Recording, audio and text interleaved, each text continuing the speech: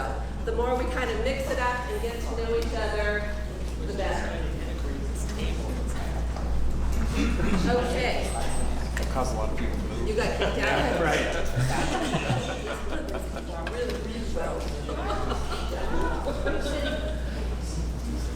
Okay, so you have a lot of materials in front of you. For those of you who don't know me, but I think I know everybody, I'm Maureen Tobin, and I work in the city manager's office, handling communications and engagement. And I'm going to introduce the rest of our team here in just a moment, but I want to make sure you know what's on your table. You should have an agenda. On one side is the agenda. On the back side is the updated schedule for us going forward in the months ahead. You should have basically the PowerPoint presentation in a format that you can take notes if you like. The updated budget and brief, which I will suggest it can still be modified if you have input to this before we publish it out to the community. It is hot off the press, but we'd like some input.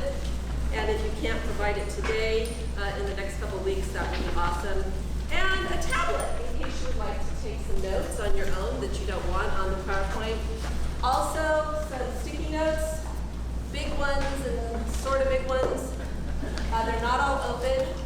And I'm going to suggest to you, if you have thoughts and ideas during the presentation that you don't want to ask in the moment, go ahead and jot them down. Once our joke gets started, I'm going to put some big Post-it notes around for the 4 questions that I asked you to think about in the information that I sent out asking for an RSVP and to give you an idea of where we want to go with the budget presentation.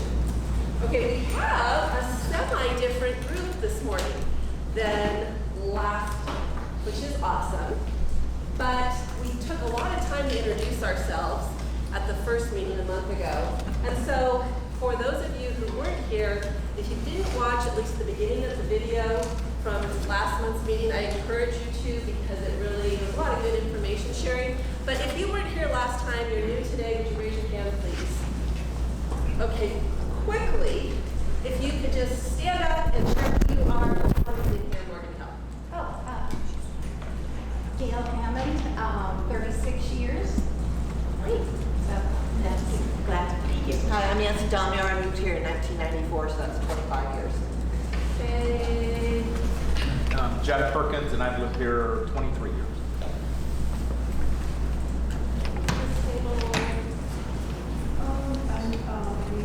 Do I stand up so everybody can see? My name is Sally Grassas, and originally from the Bay Area and then moved to LA and been here in California. Okay. And I live in Monaco for 22 years. Great, welcome. My name is Charles Weston. I've lived here almost 40 years, and there were 7,000 people when I moved here. Changed a little since then. Okay. My name is Kim Fu. I've been here for almost a year.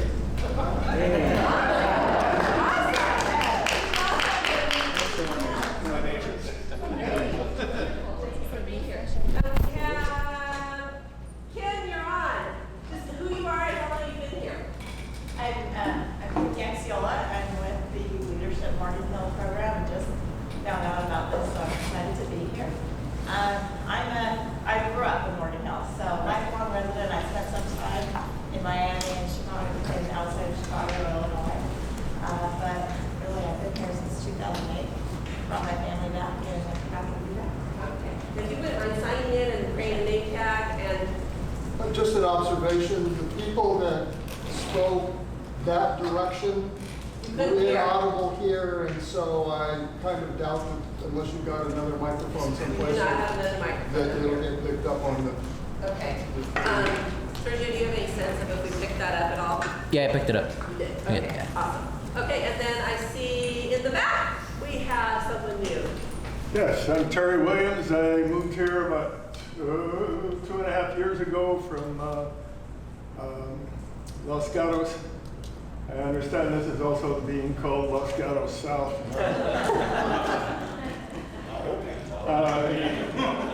We are working out. Well, I'm retired. I was in when I got out of the military, we moved into Saratoga and then in Los Gatos, and then we decided to come out here where people were a little nicer and friendlier, and it was a real honest niceness and friendliness. And I decided to get involved in trying to see where Morgan Hill is going to go, and if I want to stay with that trip. So Okay, that's great, what- thanks for being here. Thank you. Is this an open spot here at this table? Either Kim or Terry, would you like to come up and join this table? And then we should have an open spot here too. So whichever works. And Terry, if you didn't sign in and make a name tag, I'm going to encourage you to please do so over at the table. All right, thank you. Thank you. Okay, and now you met Christina Turner, our city manager, last time. Morning, everybody.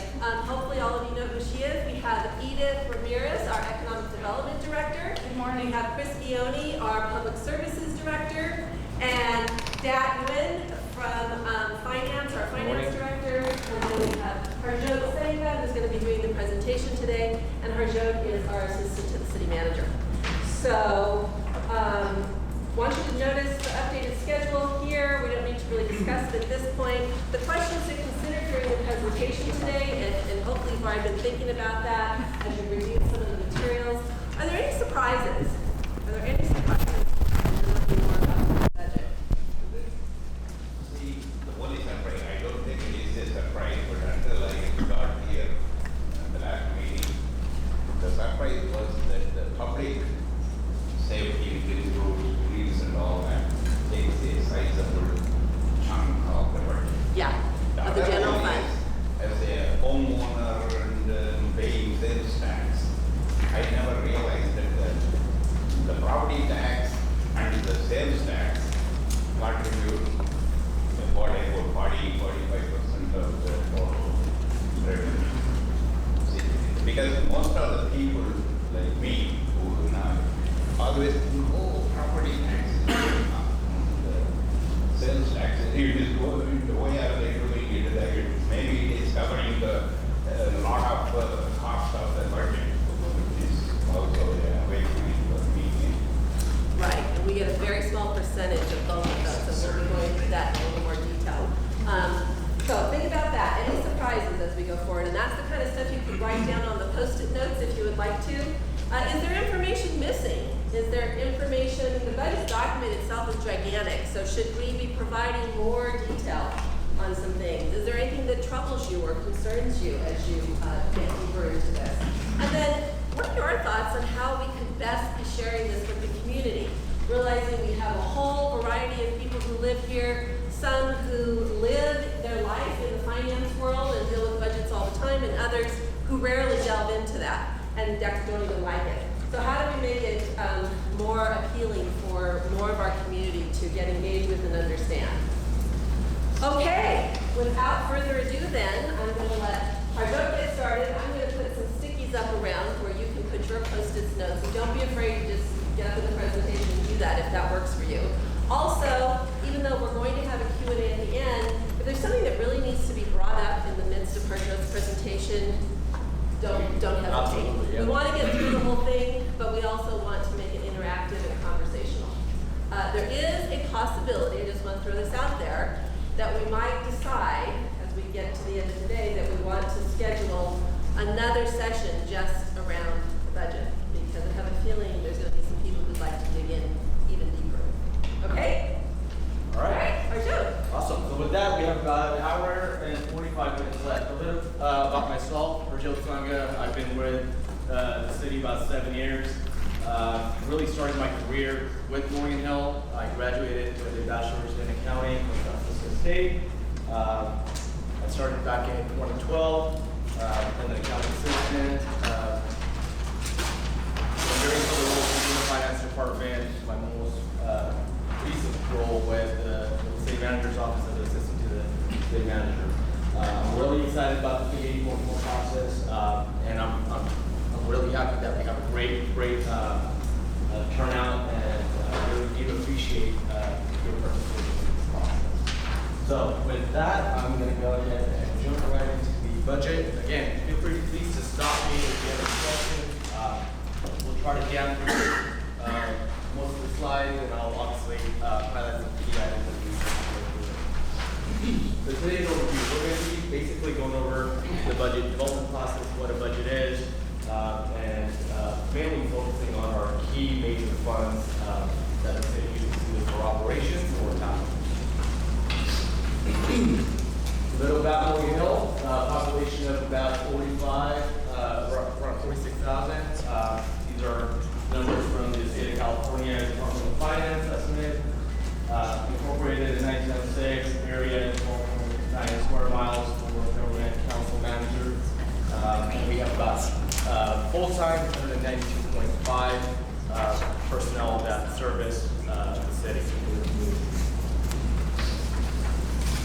Our organizational chart, obviously up top we have our citizens, which are obviously you guys, and followed by our city council, city manager, and the city attorney directly report to the city council, and outside of that, the city manager is really in charge of running the day-to-day operations and oversight of all the other departments. And those departments include administrative services, community services, development services, engineering, utilities, and our public safety, which is police and fire.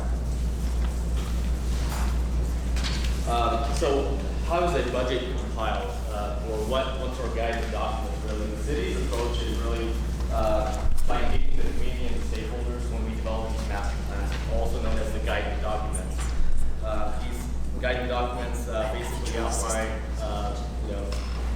where we want to go, what it's going to take for us as a community to get there, be it on the utility side, the public safety side, infrastructure, and just overall the whole general plan. Jumping right into the budget overview. What is a budget? Simply put, in layman's terms, it's basically a plan or an itemized summary of monies that are coming into the city and how that money is being spent for a specific period of time. Is that better? Awesome. All right. I'll work off here and I'll stay put. So again, what is a budget? Budget, simply put, is a plan or a summary of money that's coming in to the city and how that money is being spent for a specific period of time. When we say a period of time, the city currently goes through a budget process and we adopt a 2-year budget for our operations and a 6-year budget for our capital improvement program. And it's really important to note here that the money coming in or the money going out, also known as revenues and expenditures, we make them equal. We make them work, so we have a balanced budget per se. What was the 2-year? What did you say 2-year on your budget? You said 6-year capital improvement. What did you do? Right. So operationally, we adopt a 2-year budget. For example, our most recent budget that we have adopted is for fiscal year 18-19, the year that just ended on June 30th, and our current fiscal year, which is 2019-20. So that's our 2-year operational budget. On the capital improvement program side, we adopt a 6-year plan that goes out, and we'll talk later on about what that entails. And the reason for a 6-year budget is you're required to have a 5-year capital improvement budget, and because we do a 2-year budget, we want to make sure at all points in time we have 5 years. Hence, in that second year, we'll have 5 years. Yeah, one other question. Is this going to be online at some time or another, so we don't have to scribble notes when you're talking? Yes, the presentation will be online. Okay, thank you. Awesome. Question? You said you had a balanced budget. Is that a policy instituted by the city or state law? Sorry, say that again? It's a policy by the city. So we always want to, align our revenues that we're going to be receiving. It's always a good policy to have that we're only providing, allocating enough services to the amount of revenues that are coming in. Therefore, hence, balanced budget. So the budget, again, has 2 components. The operating budget and the capital operating pays for like the day-to-day activities. This includes salaries, the wages, the supplies, utility bills, contract services, fuel, insurance, just to name a few. And this is much like paying your house bill, we pay our utilities, we pay our mortgage and things of that nature. And just like our normal households, our city's bills also go up with inflation. On the capital side, capital pays for the big investments of our current assets that are currently under the city's control. And this includes infrastructure like our water and wastewater systems, our streets, roads, and parks. And this can be compared to your major household items such as purchasing a vehicle, car, a home, or replacing the roof at your house. And the money that comes into the city is used for both of these components. On the capital side, ultimately, there's two ways we can really pay for our capital program or capital infrastructure. One is either the monies that do come in, we put them in our reserve and we pay our capital improvements via cash, or if we're embarking on a larger project, for example, a sewer plant expansion or something like that, we could also borrow money from the markets and pay for the improvements, and over time, the revenues that are generated would be allocated to pay that debt service, or much like we pay our mortgage over a term of either 20 or 30 years or so. And then ultimately, the city council, the city staff, with the community's input, we go through a budget development process to best allocate operating as well as capital improvement. All right, our budget process, again, as I mentioned, we are on a biennial 2-year budget process. Right now, we just finished our year 1 of the current adopted budget.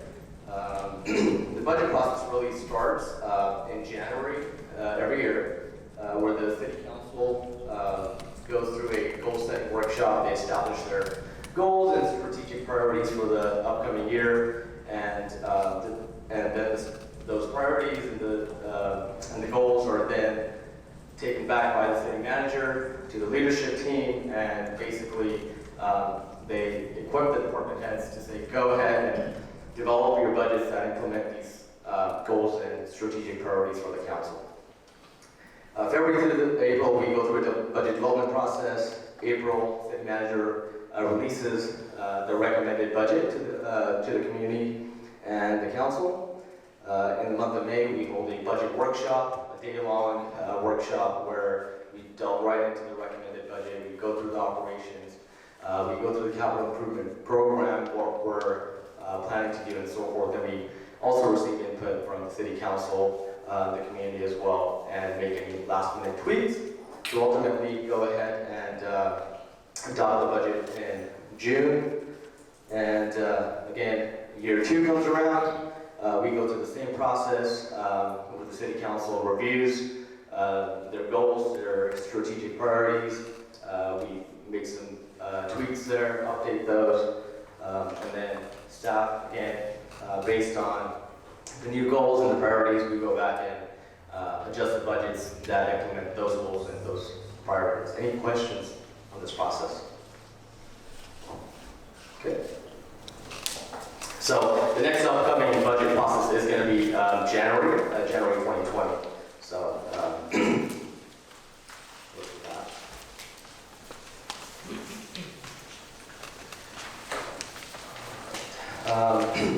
Funds, fund types. So this slide outlines the major 6 types of funds.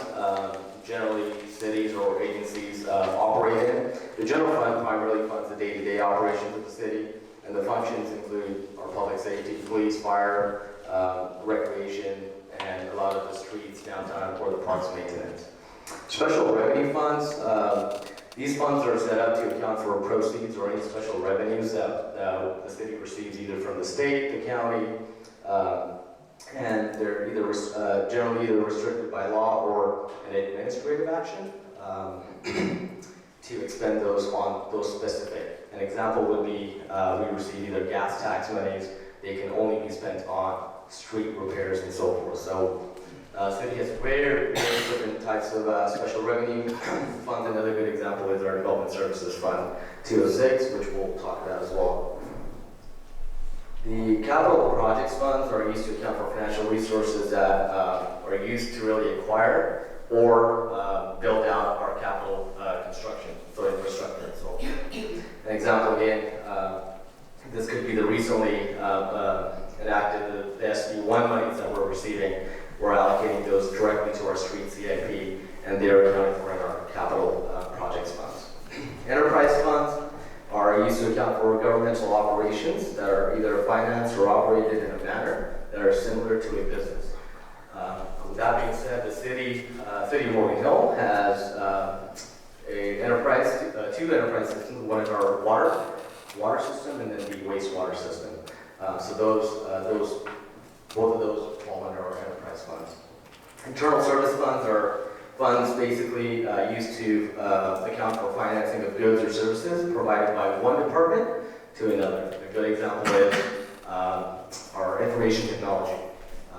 They provide services internally to all the departments, be it on the financial side, managing our ERP systems, be it on our development side, managing our permitting systems and so forth. So all those departments pay a portion out of their budgets to run our information technology division or department.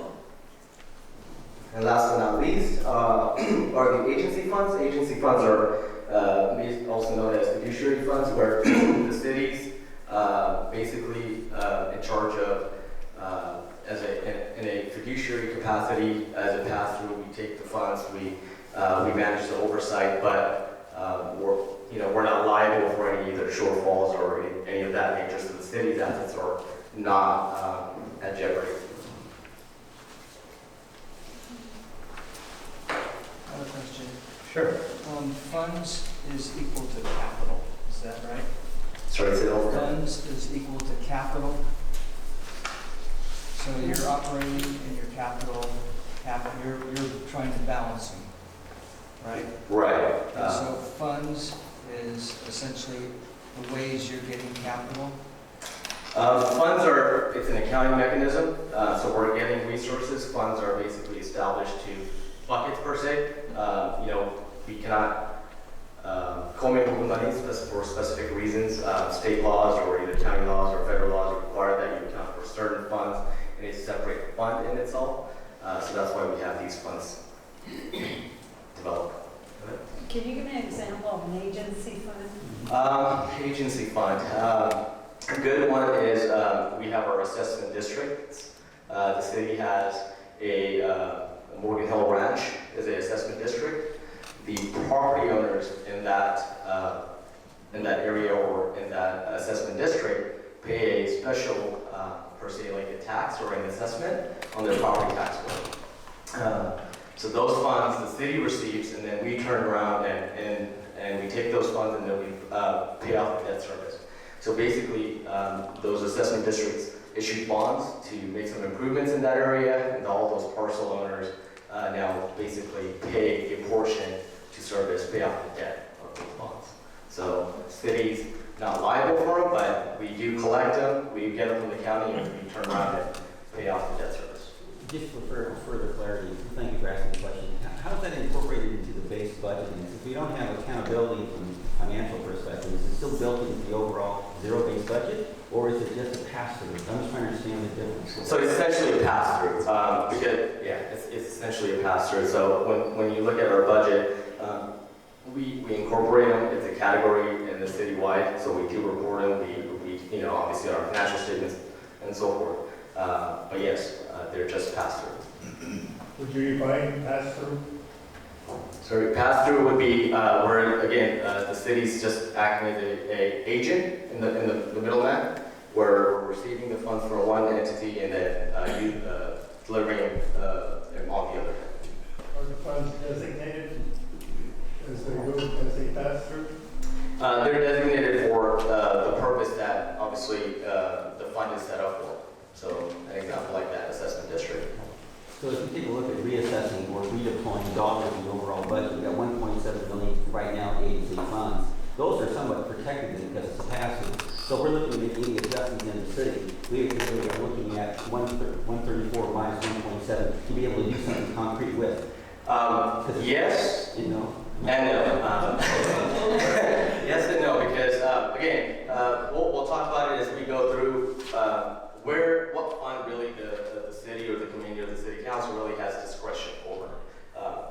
And that's part of the reason why these funds are set up is because accounting wise, we have to make sure funds that are received for a specific purpose, we can only spend them for that specific purpose. Council obviously has discretion on deciding either what projects to do, what streets to pave and so forth, but they have to be spent for that purpose.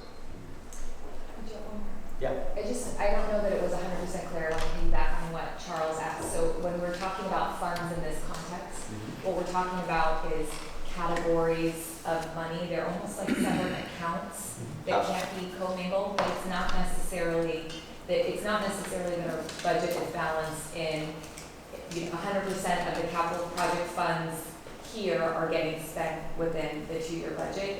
These are the buckets. That's right. So these are the buckets, categories where the funds, money is going. So they don't entirely equal capital and fund. It's not maybe the right way to think of it. Yes, think of it like buckets. All right, so again, this slide outlines our sources, which are also known as revenues, and our uses, also known as expenditures. So you see our sources are about 134.2, our uses are 136.5. We have a variance of 2.3. You might wonder what that is. The variances are essentially, a good example is the enterprise funds. You'll see we're spending $6.3 million.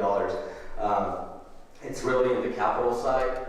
These are funds that we have received in prior years that we're now actually turning around. We have projects that we're going to spend them on, and we're allocating those. So that's what the variance is. And on the last column, you'll see the FTEs, again, the full-time equivalent staff that are allocated to each of those funds. Sure. So on the enterprise fund, you just mentioned that relatively large deficit is from capital, but you have a separate fund for capital project funds. So is there under enterprise, there's actually an operating and capital that are merged on this? Yes, so enterprise, again, it's like a business-like activity. We account for it in the enterprise fund. It includes operations for water and wastewater, as well as capital projects for improvements or expansion are accounted for in the enterprise funds. So the other capital project funds are capital projects not related to water and sewer? That is correct. It might be more clear to me, because this kind of makes it look like capital is here, but then in another category you have operating and capital merged into one. Right. Are there other cases where that's true, where the special revenue funds, is that all operations, or is that? Primarily, I mean, when we talk about capitals, there's really two categories. We can say, we can think of actual infrastructure or the capital outlay. Like general fund is a good example. If we don't have capital funds, but we need to expend on a project, general fund might have small dollars allocated for a capital-related project, but it's not a major initiative per se. So majority of the components for capital outlay that are non-related to our water and wastewater are the capital projects, and anything related to water and wastewater is accounted for in the enterprise funds. I guess the other way to think about it is the enterprise funds are very much like a business in of themselves. Yes. So whatever they do is in that fund. That's right. Capital. All right. Citywide revenues. Again, these are all categories of types of revenues that the city receives. Again, this is citywide. As you can see, primarily, the city generates its revenue from charges for current services. We have property tax, other state special agencies like BT or something. And last but not least, we also have our use of reserves for fund balances that are part of here as well. Taxes, Santa Clara County collapsed. That's correct. What percentage of that comes to the city? So we'll cover that in the next few slides. Will you go over shortfalls also? Sorry? Will you go over? Yes, we're going to go so we're going to be covering our unmet needs or identified needs where those are. What are included in current services? So current services include, again, this is citywide. Current services for the general fund will include services provided by our recreation division, charges for our facilities, CRC, CCC Aquatics, for our development services funds. It will include all the development permits that come in.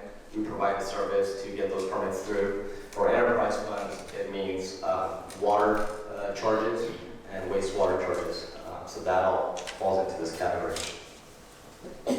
What is the transfers in?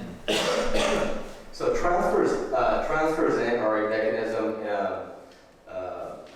designed to transfer funds in between funds. So for example, enterprise funds, because they are a separate business entity, you could say, in a way. They operate like a business, but they operate on city streets, so they use the city's infrastructure. So they pay a portion out of their budget that they're transferring to the general fund where our street maintenance is funded from. So it's merely an allocation or a transferring between funds. Again, for another example could be, I'm just trying to think, is there another good example? Administration, like the... General fund admin is another good example. So the admin, that includes city council, city attorney, city manager, finance. We provide a service to all these funds. We do the reporting on them. We do the day-to-day accounting activities, so we charge them a admin fee, so they transfer those into the general fund. So that's another good example. So would those be funds that are set aside, earmarked specifically out there, outside of, but, and so you're just bringing it into this year's budget? That's correct. So it's part of the other operating department's budgets. It's a line item in their budget that says they're going to pay X dollars this year to the general fund for all the oversight that the city council, city attorney, city manager provide to operate that fund.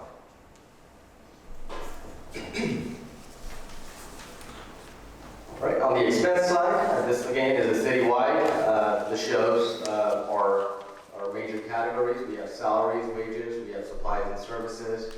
Project expenditures, again, they go back to our capital outlay. We have our transfers illustrated here, as well as our debt service. So the debt service includes, we have our wastewater bonds that we pay a debt service for. We have our water bonds that we pay a debt service for, as well as the civic center here, the library facility, as well as our police station. This slide illustrates our personnel from 2009 all the way down to our current. As you can see, we had about 202.75 FTEs back in 2009. Going into the recession, or coming out of the recession, our lowest point was 168.85, climbing back up to 198. With the most recent mid-cycle budget adjustments that went to council last month, we recommended to eliminate 5.5 FTEs, therefore reducing it to our current FTE count to 192.5. So the major funds, again, the city has probably across all those bucket categories 50 or plus funds per se. And if you've had a chance to take a look at the budget document, each and every single one is outlined there with the fund number and what category it falls into. But what we're going to be talking about are today, because we are running a bit of time, we're going to be talking about our major funds. Those major funds include the general fund, which the council, the community has the most discretion over. And we have our development services fund, which is a non-discretionary fund and provides development-related services in the areas of planning, building, and engineering. Last but not least, our enterprise funds are also non-discretionary. So the fees or the rates that our ratepayers pay or the city assesses for water and wastewater, they cannot be turned around to be used for public safety. As an example, they can only be used for the purpose that we're assessing them for.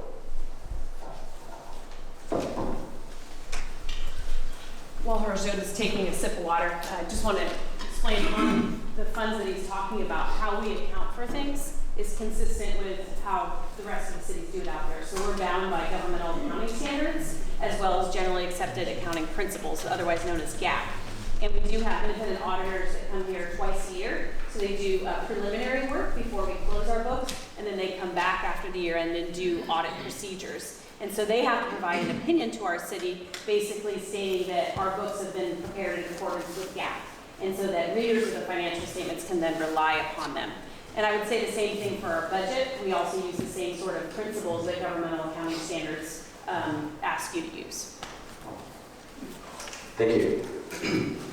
All right, so diving right into our general fund, again, this is the fund that the council, the community has the most discretion over.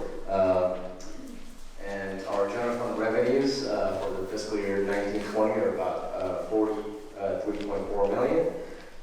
In this category, I believe, sir, you had asked about property tax, and in the budget document, if you probably noticed, all of our taxes are lumped together, but we wanted to really break those out and show you what that really means as far as sales tax, property tax, or hotel tax, which is also known as TOT tax. So the primary sources of the general fund consist of taxes, which are property sales and TOT, then followed by our franchise fees, and last but not least, our user fees for the current services. Again, this is the area of our recreation department assessing user fees for our facilities throughout the city. So talking a little bit about property tax, 13.1 million makes up about 30% of the general fund. And the property tax is paid by property owners in Morgan Hill, and it's distributed, as you can see on the image to the right, to various agencies, and the city receives about 10%. For every $1,000 in paid property tax, the city's receiving about $100. Does anybody? Sorry. Is there any negotiation you have, city has with the Santa Clara County to get more? We would love to, but generally no, we do not. So they're allocated based on percentages. What we do get is, a good example is we're going to receive some ERAF, their Educational Revenue Augmentation Fund. So the schools are allocated a certain percentage of property tax, and the state defines a formula. So once they've reached that threshold and their per se their buckets are full, and anything in excess of that is then taken from the schools and allocated right back out to the city. For fiscal year 1920, I believe we're receiving about $1 million in access ERAF funds. So by way of an example, if you think of a $900,000 house, so we're receiving 10% of the 1%. So that $900,000, you're going to pay a $9,000 tax bill, and then we're going to get about $900 from that. Yep. And for Morgan Hill, I was just going to ask if anybody knows what makes up the primary source of property tax, if you were to guess between commercial, industrial, or residential. Any guesses? Residential, you're right. So 81%, or maybe slightly over 81, comes from residential property taxes for Morgan Hill. Question. Question. Just for people who have Morgan Hill addresses but aren't within our service area, does that extra 10% then go to the county? So does the county get 22% for those homes? So the question, I believe, is they have a Morgan Hill address, but they are not in the jurisdiction, then it would be the county, yes. So the county then for those homes gets 22%? That's correct. Sure. So for the numbers, do you have year-to-year comparison? For example, like compared to last year, what's the growth? Do you know what the year-over-year property tax increases percentages are compared to say last year? Yeah, the county just released the year-over-year projected increase, and it's about like 6.5% countywide, and for the Morgan Hill, it's about that range as well. But the percentage allocation for C share stays forever. I have a kind of an odd question. All of these tax revenue sources, which is kind of diluted the least by the time we get it? How many different agencies does it have to go through before Morgan actually realizes the dollar? It would be property tax. Property. Yeah, and then we'll cover sales tax on the next slide. Sure. Question and a comment. The question is, what is RDA excess? I thought the RDAs all went away. RDA did go away, but RDA does have contractual obligations per se. So some of that property tax gets diverted to a redevelopment property. RPTTF is its fund's name. So the revenues that are put into those funds are allocated for any contractual obligations RDA's had that are still in force. So basically debt? What do you think? Primarily, yeah, it should be debt. And for example, for us, we have our RDA successor agency where the city is a successor agency for our RDA. And primarily, that's all that's left is we have these outstanding debts. So we receive a portion of that, and then we as a pass-through, we pay the debt service. Okay, and then just the comment as a school board member, from the school's point of view, there's not excess money. A whole other conversation. I don't want people thinking, oh yeah, there's just money left over. All right, so on to sales tax. Sales tax, much like property tax, is generated and gets distributed to various agencies, and the city receives 1% of the current 9% sales tax generated within the city. And other cities like, say, San Jose, Campbell, or Los Gatos do have an add-on transaction and use tax, which is approved by their voters in their communities. And that portion is directly received by those cities, so whatever that percentage. An example would be if our community were to approve a transaction and use tax for us, our capacity is about 0.25. So whatever that if the sales tax was 9.25, that additional 0.25 would come directly to us, not be distributed to any of these other agencies.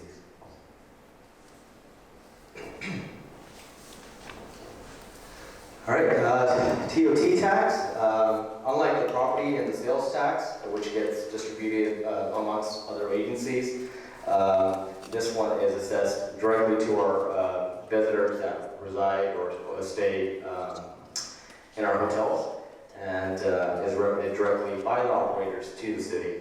And that it's about 11% is the tax rate, and we're budgeted to receive about $3.1 million.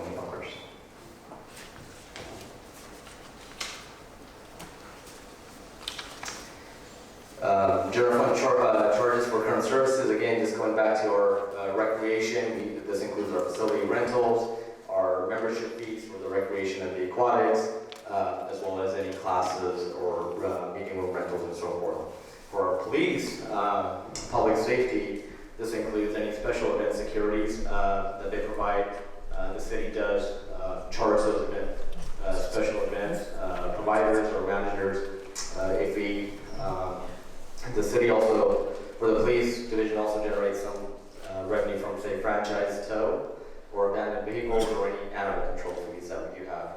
In the areas of fire, we have fire inspections or first responder fees that we receive from the county, and for everything else is generally it's the general fund admin that it's charged to the other departments or funds that's received. It includes passport services that we provide here at the City Hall, very residual amounts. What's the blue represent? So the blue was the property tax. What? The property tax was the blue. Down at the one that you're, oh, wait, no, the one you're in general fund? So this is the general fund revenue by category. So right now, all my future for slides. Page 7. Did you say 7? Yeah, you were just on the slide of page 7. Keep going. Keep going. Okay, right there. What does the blue represent? It's the same for every page. Yeah, so the pie is the same. Each slide is covering a section of that pie. So the blue represented the property tax, which we covered 3 slides before. The orange is the sales tax, which we covered the last slide.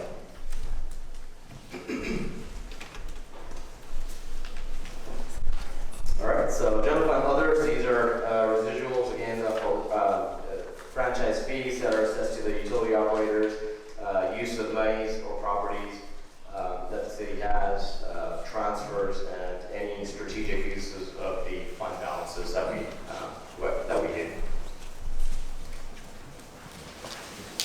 All right, so that covered all the revenue side. Now this is the expense side. For the general fund, again, where the council or the community has the most discretion over, this chart or this pie chart illustrates what the discretionary expenditures are. And I want to remind here, this is our total budget of general fund, and then we back out the revenues that each of those functions are: recreation, charges for services, police has some, whatever those revenues are, we back those out. And this is what's left over that we're providing services for in each of these areas are discretionary expenses. As you can see, primarily, majority of that is made up of public safety, which includes police as well as fire. We also have monies allocated to infrastructure and maintenance. Primarily, this is an area where, for the past several years, council has strategically decided to use some reserves to invest into street maintenance. So, majority of that goes into there. That infrastructure and maintenance also includes parks and our streets and downtown. Quick question. So I don't know if does any of that go into the schools? No. So Morgan Hill is the revenue that's received by the city. Unless we have a contract or contractual obligation where we're partnering with the city, we're not allocating any of our direct tax revenues for schools. Questions?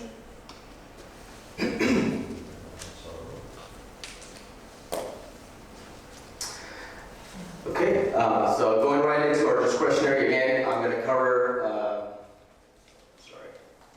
so this is the pie. The next slides are going to be covering each of the sections of the pie, and then I'll start off with police. So police discretionary expenses, $16.5 million, about 55% of the general fund.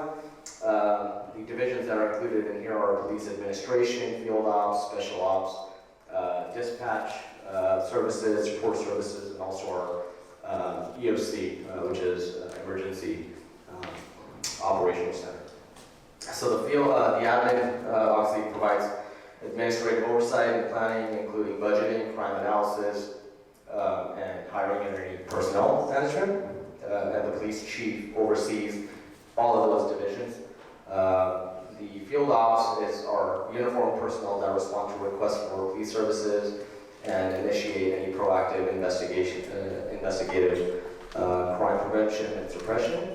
And it also includes our animal services officer that enforces animal control provisions, and as well as our MSOs, multi-service officers that are responsible for taking reports, providing vehicle abatement, or whatever other residual activities within the department.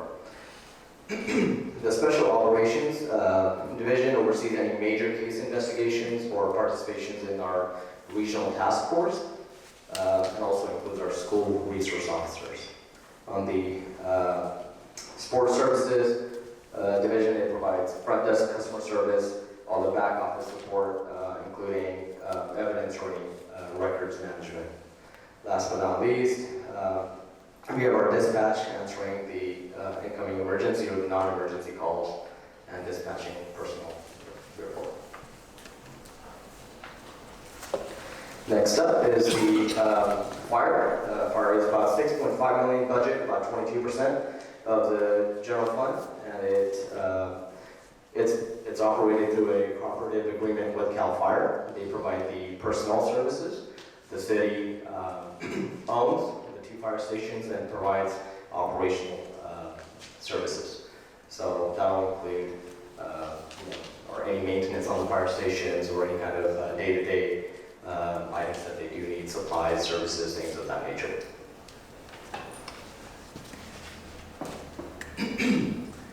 Next up is the $2.6 million, 9% of the general fund. Majority of this goes into our parks, downtown, and street maintenance, or any capital street rehab work that we do, as well as a portion of it goes to building replacement as well.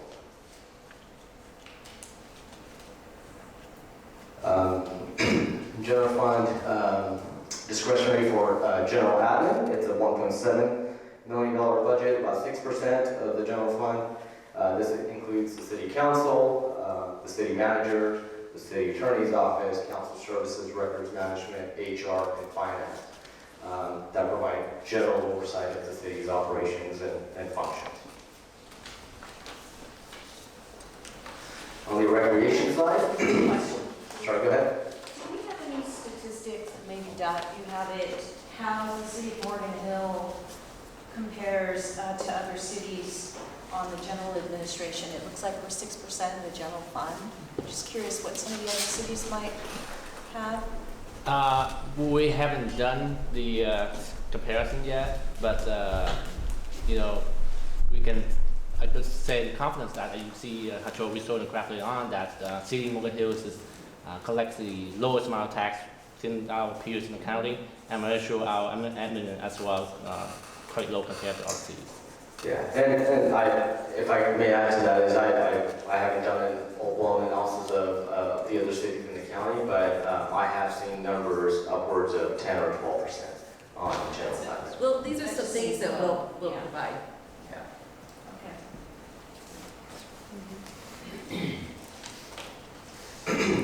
All right, so our recreation, about $0.8 or $800,000.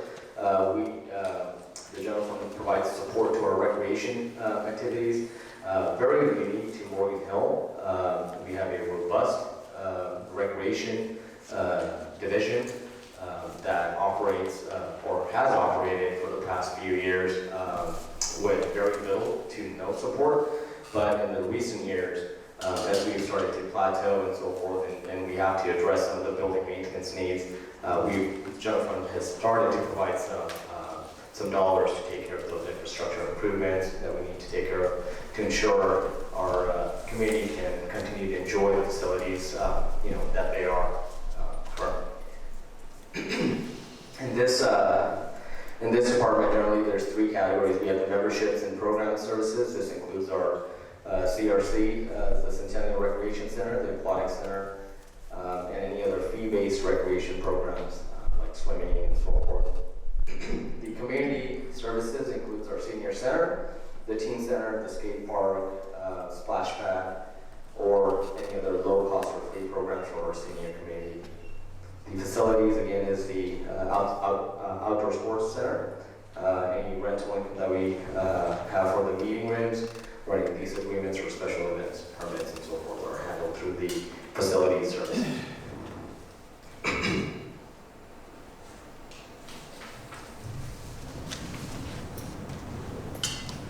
Last but not least is our general fund discretionary dollars that we're spending on our economic development efforts.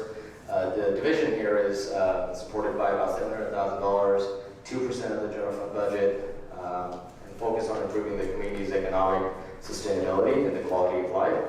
And they are equipped with the city's 2017 economic blueprint, which identifies a detailed work program that guides the efforts intended to support the economic prosperity. And here on the image on the right, kind of hard to see, but outlines the 4 industry areas, which include innovation, advanced manufacturing, retail, healthcare, and tourism. And then if you have any questions, we do have Edith Ramirez here, our economic development director, if you want to chat later on at some point with her. And also, Harja, next time will be economic development. That's right, our next topic. Edith will be going into a deep dive with you.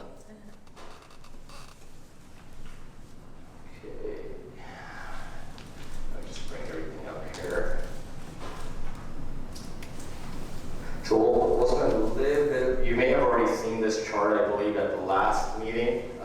Again, quickly, I'll just run through it. The black line represents our, the council adopted fund balance policy for the general fund, which is 25% of the revenues.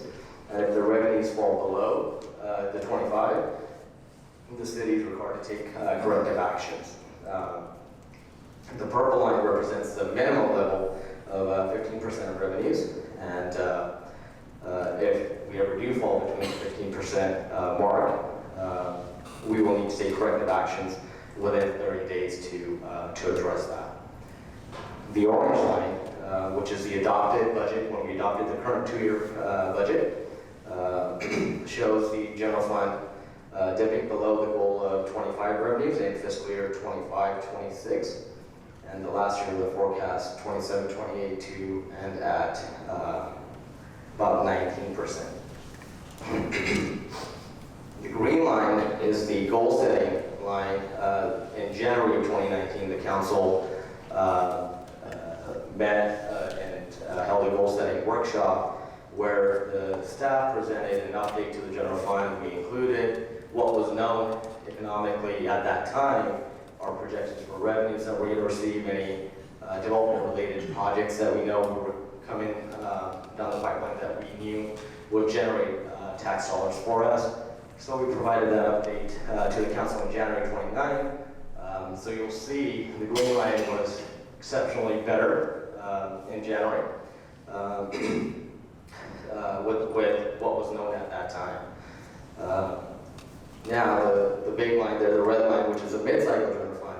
Fast forward, we did another update in May of this year, where we took into account what the current economic conditions were and presented that to council. And two of the key highlight items between January 29, 2019 and the May update, or the red line, are we had 2 hotels that were in the pipeline, which are being referended. They're going to be on the ballot for March 2020. So we stripped out the revenue that we anticipated to receive from those and presented that. Also, we had the auto dealership that was in conversations to locate to Morgan Hill, and that project is no longer moving forward, so we stripped the revenues that we projected for that auto dealership out as well. Question. Sure. Is there a county or state law as to the reserve balance that you must keep? Yes, there's no law per se, but there's recommended best practices or so, which are reflected here for our city. And what happens when you go below that? Can So- the state step in to try and help or do anything of that sort? As much as you'd like, primarily it's upon the city to address those corrective actions that we need to do either by, on the revenue side, we need to address by bringing in more revenue measures, or on the expense side, we got to start cutting services or programs, and those are the corrective actions that we really have control over. One, there's a city, another car dealership. How do we figure out the equivalent for something we do want? I mean, you presented us with 2 hotels and a car dealership that have all fallen through. So it looks like we're having problems in the year 23, 24, 24, 25. We're starting to have a concern. And so, but that's assuming we all want to have a city that develops, and development is the way that funds what we're all about. But is there another way to deal with, to do that with development? I mean, there are other cities out there that said, no, you don't want to develop, but we'll tax you like crazy. Is that the alternative? That really is, so it's you would have to identify alternative sources, right? So if we say we're not going to develop, essentially the only increase we're going to receive is going to be that 1% that the state allows us on property taxes, essentially. So usually our other avenues, either raising taxes, be it sales tax, parcel tax, whatever the council would obviously like to pursue. Or there's other mechanisms like community facilities district. So you identify key services that you're able to provide by establishing an assessment district, either in a zone or a citywide, and they act much similar to special tax or partial taxes, where parcel owners pay an assessment then, as well as our commercial or industrial folks pay an assessment into. So, well, if you've been following the city council's meetings recently, I know we'll probably cover this majority of the legislation that's in the pipeline from the state. As we all know that we have our DCS, the Residential Development Control System, in place. We'll cover some slides tonight on that. All the legislation that's coming down from the state basically jeopardizes our growth control measures because we're in a housing crisis statewide. So, you know, even if we were to place moratorium, state laws may come in and trump that. So out of the general fund, I assume retirement pension obligations comes out of that, or is that a different? Not also, they're allocated based on where the FTEs are allocated. So enterprise funds obviously pay for the portion of our enterprise teammates that are taking care of our water and wastewater general fund, covers obviously our public safety, and all these key areas that are serviced by FTEs in those areas. So how much of that drop of funding is attributable to pensions that are an obligation, but there's not much we can do about it? So we'll cover pensions later on in our slides. Maybe we can hold that question, and then I think a lot of it may get answered in our future slides. Let me say, how much tax is paid on from these different entities? I know it's From the hotel, who decides how much tax the hotel will pay? Who decides what the dollar dealership will pay? So to answer, if you saw the allocation of sales tax, for example, our sales tax in the city is 9%, and it's added up by, let me see if I can go back to that slide. So here is basically the allocation that makes up the total 9%. The city receives 1%, and then the state laws determine, you know, what's the maximum we can set the sales tax at. And our I believe the bandwidth that we have is 0.25%. So if you wanted to raise sales taxes here in Morgan Hill, the maximum we can go is 9.25 at this point. But again, that would have to be the community would have to put it on the ballot, and it would go through the whole voting process. How close are we to that 90%? So we're at 9% right now. Okay. Yeah. So if you add all that 9%. Does that measure age? Sorry, say that again. Is the age, was the 9% that we voted on to increase the transit occupancy tax? Yeah, so this is the sales tax, but the second component to answer is the TOT. TOT is locally enacted again. We recently, this past election, put it on the ballot, and then the voters obviously voted for it to increase it by 1%. Our previous rate was 10%. We voted it by 1. It is now 11, effective March of this year. Sorry. Yeah, if you increase the sales tax by a quarter, you only get an additional 1% of that though, right? No. We would get to keep the 0.25. Yeah, directly to us. So it's somewhere around $2.5 million. Yes. I've been curious why Which that helps. car dealership withdrew. Edith, do you know? I'm going to defer to Edith on this one. Come back next week or the next month. So good question. The question is, why did we lose the car dealership? It's a combination of things. At some point, let me answer it this way. In the world of economic development, we have a lot of projects that we're carrying along the way. I would say that many of them, 50% of them, died out through the process. And the car dealership is one that kind of made it further along, And at some point, this particular developer and owner, as he was going through the process and as he was trying to achieve the type of project he wanted, he had to be faced with the reality of two things. One is the city's policies and regulations of how much signage we would allow and other stuff that we care about, and how expensive it was to build here in California. He was coming from Vegas.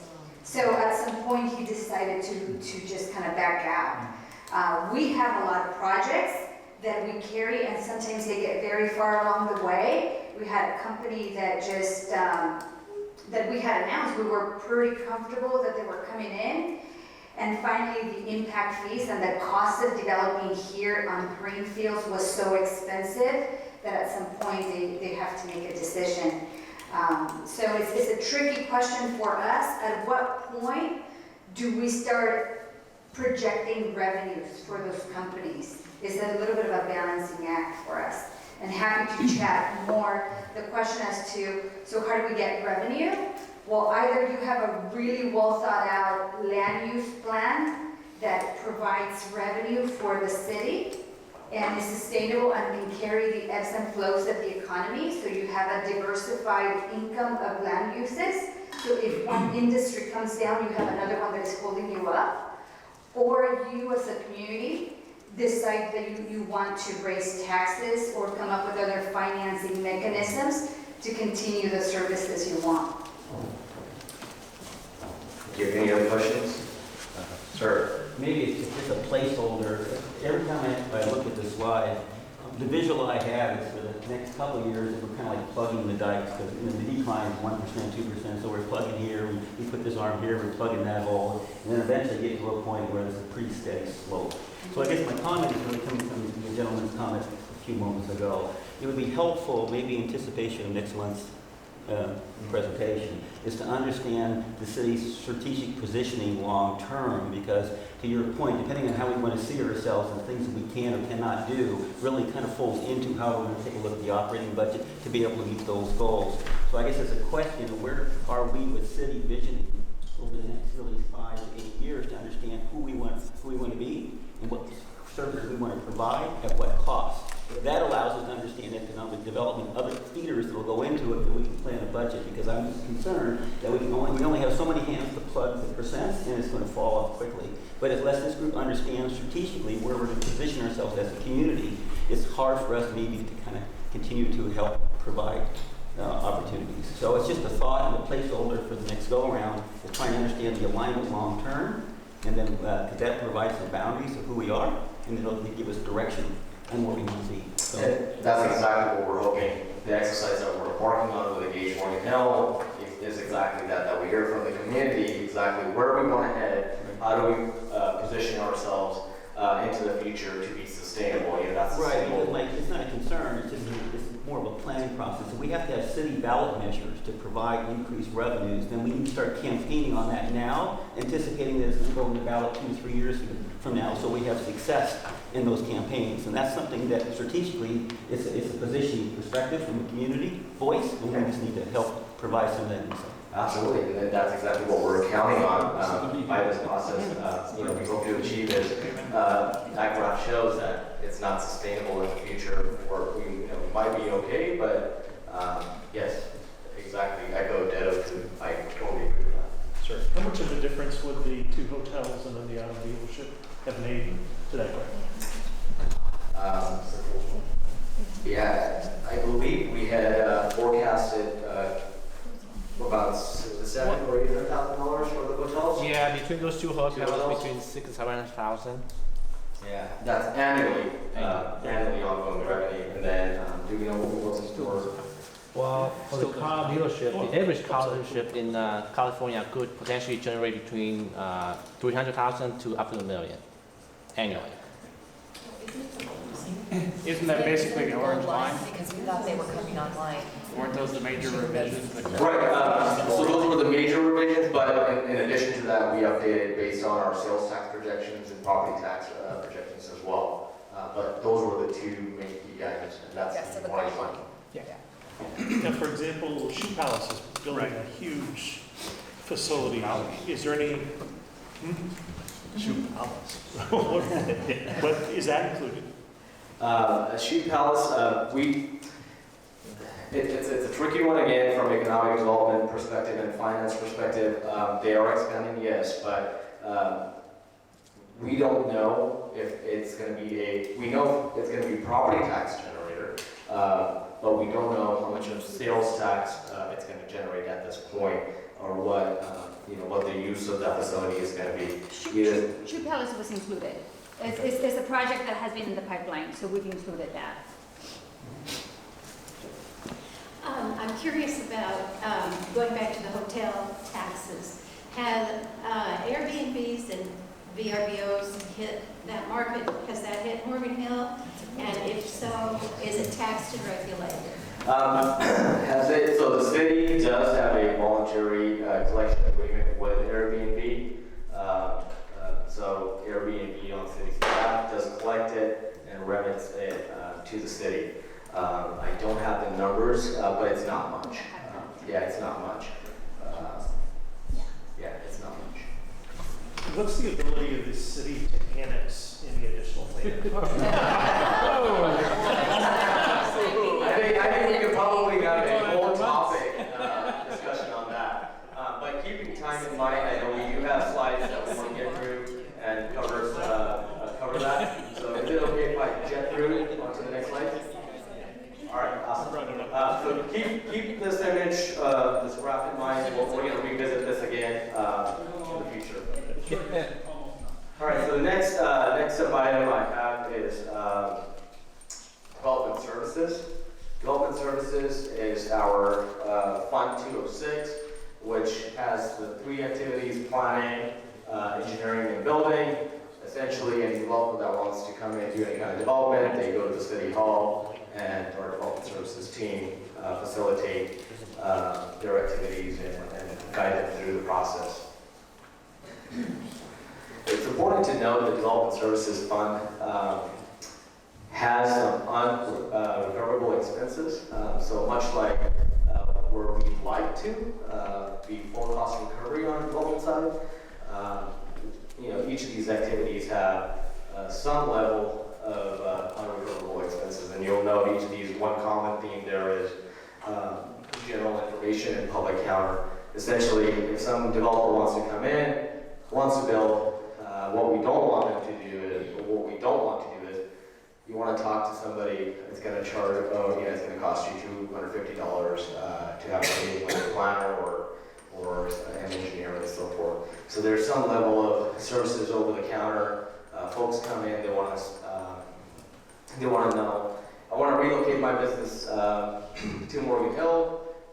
Can you tell me what the zonings are, where I can go, this is the type. So that kinds of services we provide over the counter. We're not able to recover those expenses, therefore. So we made some tweaks to our Development Services Fund during this mid-cycle update in June. We made some staffing revisions. We eliminated a management vacant position. And then we're also recommending that we do a user-free update in fiscal year 2021 to take a look at if we're recovering our costs on some of those services. Other considerations, again, on the development services funds are housing impacts, all the legislation that's in the pipeline. We'll cover a majority of this content in our housing topic, but just to name a few, Senate Bill 330, Housing Crisis Act would basically do away with any growth control measures that cities have. For us, that means Measure S, which is our DCS. Development Services Fund, again, this is just a illustration of what that fund looks like out in the future. Generally, again, because we have those unrecoverable expenses, the line tends to look the same year over year when we look into the forecast, because it's hard to forecast projects out, beyond what we know. but we also know that we have staff or FTEs, or those expenses are reflected in there, but we don't know what projects are going to be coming down the pipeline where we're going to receive fees for services. Are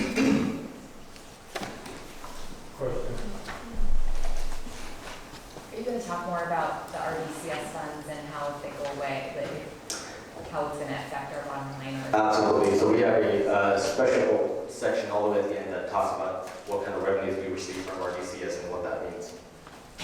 On your previous slide, is there a quick way to say what happened? I mean, we've always had non-recoverable activities, like you talked about. It's on the opposite side, on the revenue side, where we came out of the recession, building activity, all those allotments through the RDCS process were allotted, developers started building.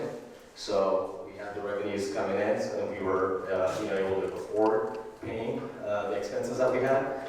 While we maintain the expenses here,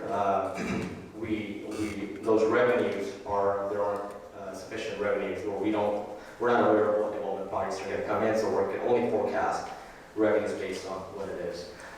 Generally, for a lot of cities, we account for it here. A lot of cities, it's normal for the general fund to cover some support of development services, especially in the realm of those like public counter services or so forth. So it's very unique to us that we've been able to sustain this fund this long. And I believe during the recession, there was a period of time where general fund lent some money to this fund, and then when the building development activities picked up, this fund paid back those loans and so forth. So something to consider. And then we have a slide that shows, not much, but 0.3, about $300,000. That's a deficit on this fund, and what that would mean for the general fund if we were to start transferring and giving a loan or covering some of those unfunded. How do you set development fees? So we go through a user fee study. We hire consultants that will come out, they meet with the staff, they go over the division's responsibilities and what they do and what it costs to provide the service, and then establish fees based on those. Now, for example, Trammell Crow made a presentation at the Chamber of Commerce Economic Development Committee meeting, and they said they would pay something like $13 million in fees. Yes, How would that all go into this fund? And okay, where's it? I think we'll talk about that later, Harjot, right? When you get to the different type of. Right. So we'll talk about the development revenues that come in. So this is just one component, and this is just our services that we provide for them to build just our oversight of the projects. If I can, just to answer the question, that number that Trammell Crow identified is mostly impact fees. So the cost to connect that 60 acres. So improve the road. To improve the road, to connect the sewer, the water, is mostly impact fees, traffic fees and what have you. The Development Services Fund, which is, a lot of it is planning, is supposed to be cost recovery. Like, we're supposed to make up all the money through applications, but a lot of what we do, we don't charge. Somebody comes in with a question, all of the counter services, there's no application, nobody is paying a fee. And then we have planners that work on transportation, ag mitigation and other stuff. There's no application. So structurally, there is a reason why this fund is the way that it is.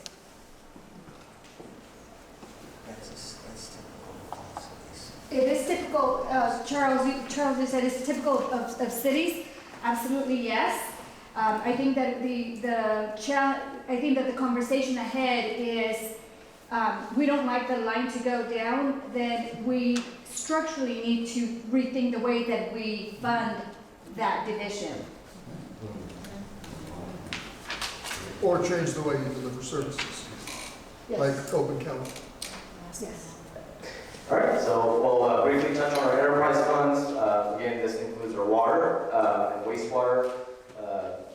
No discretion here. We can only charge fees or assess fees to recover the cost of delivering that service.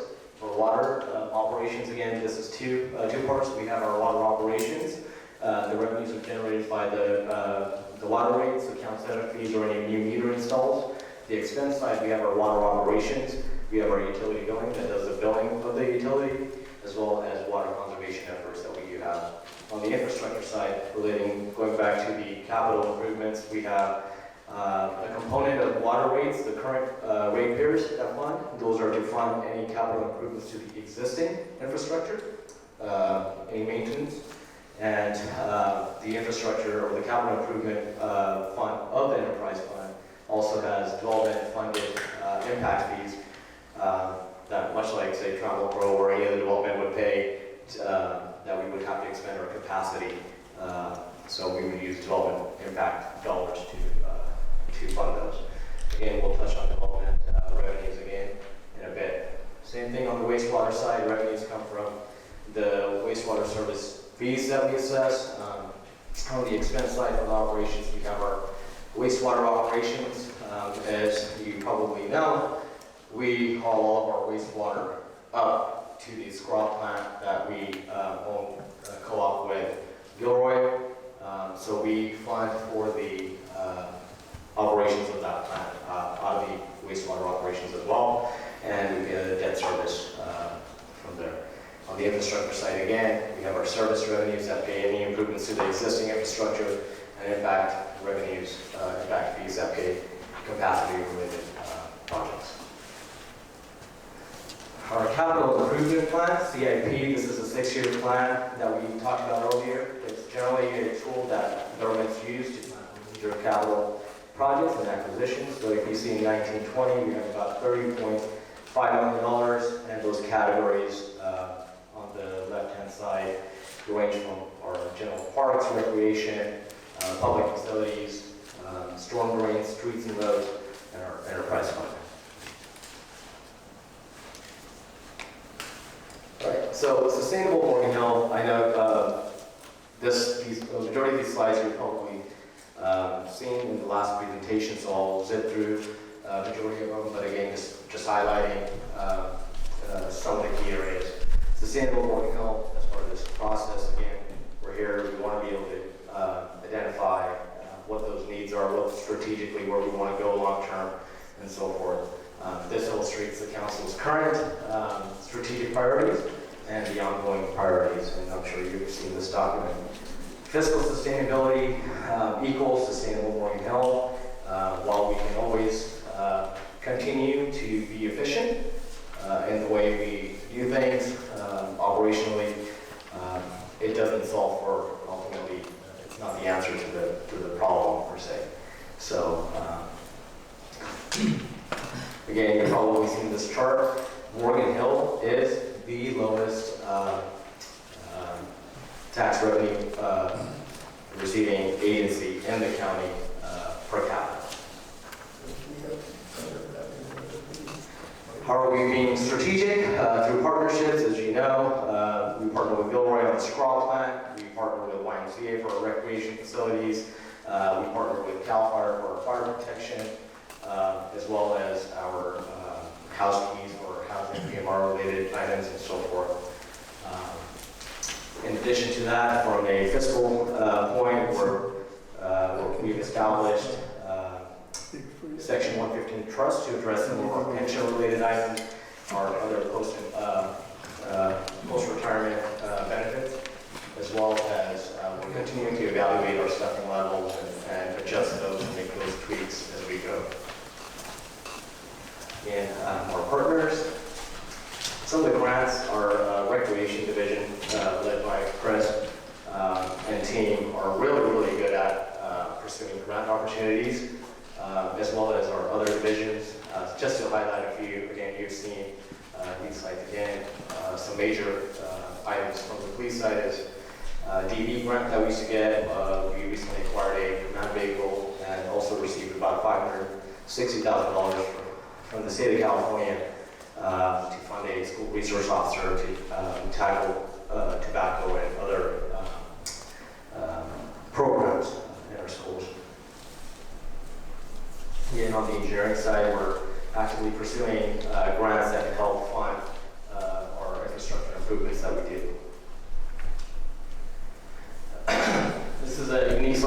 probably seen this as well, from a tax revenue from new businesses, how they help. Essentially, a new hotel would fund equivalent of funding a 1.5 or police officer, and what the dealership needs and what a larger business would need.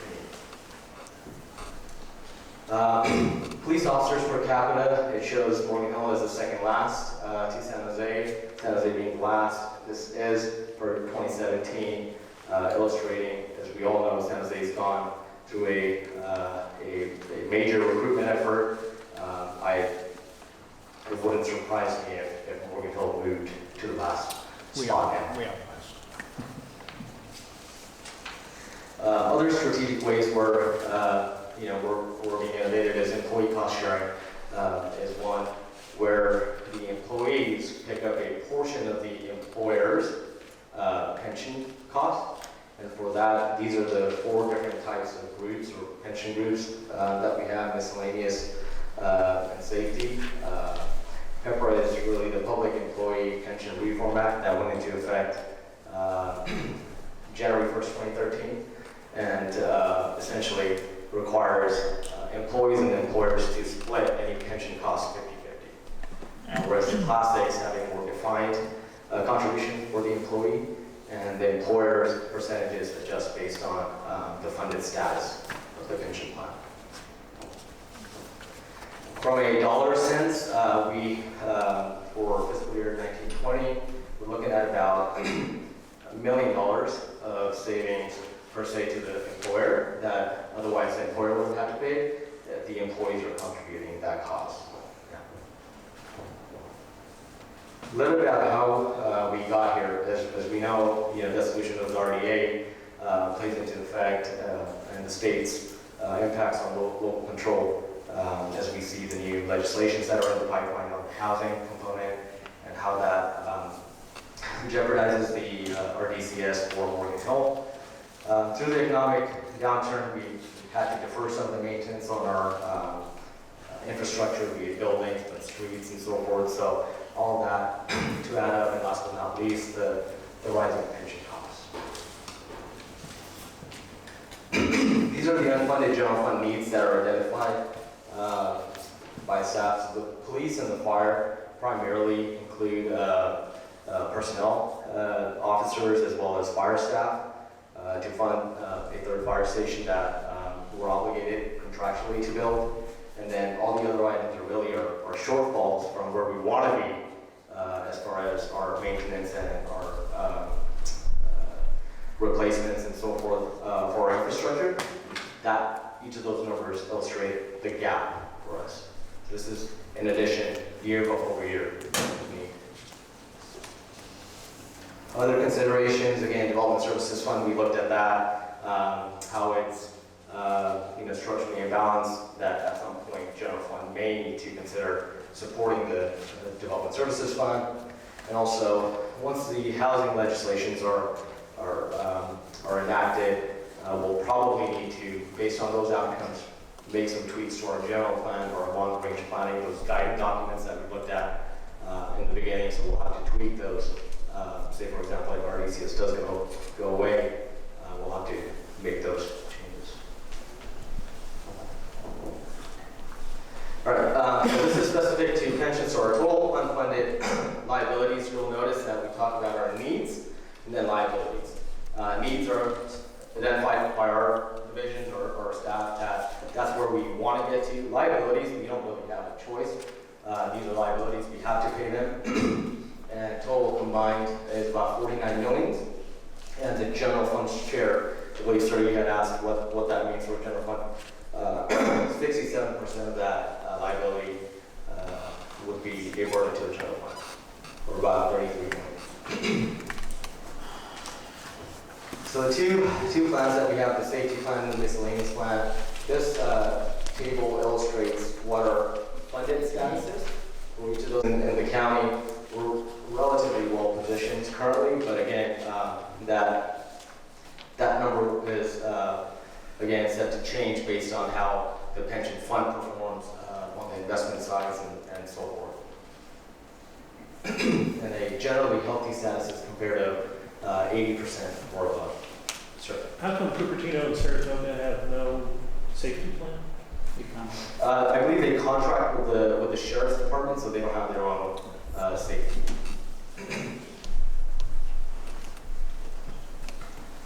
And I believe you've seen this chart at the last meeting as well. This is just hypothetically, we wanted to say, if we were to build in those public safety needs, those police officers and staffing at their fire station, what that would do to our general fund graph.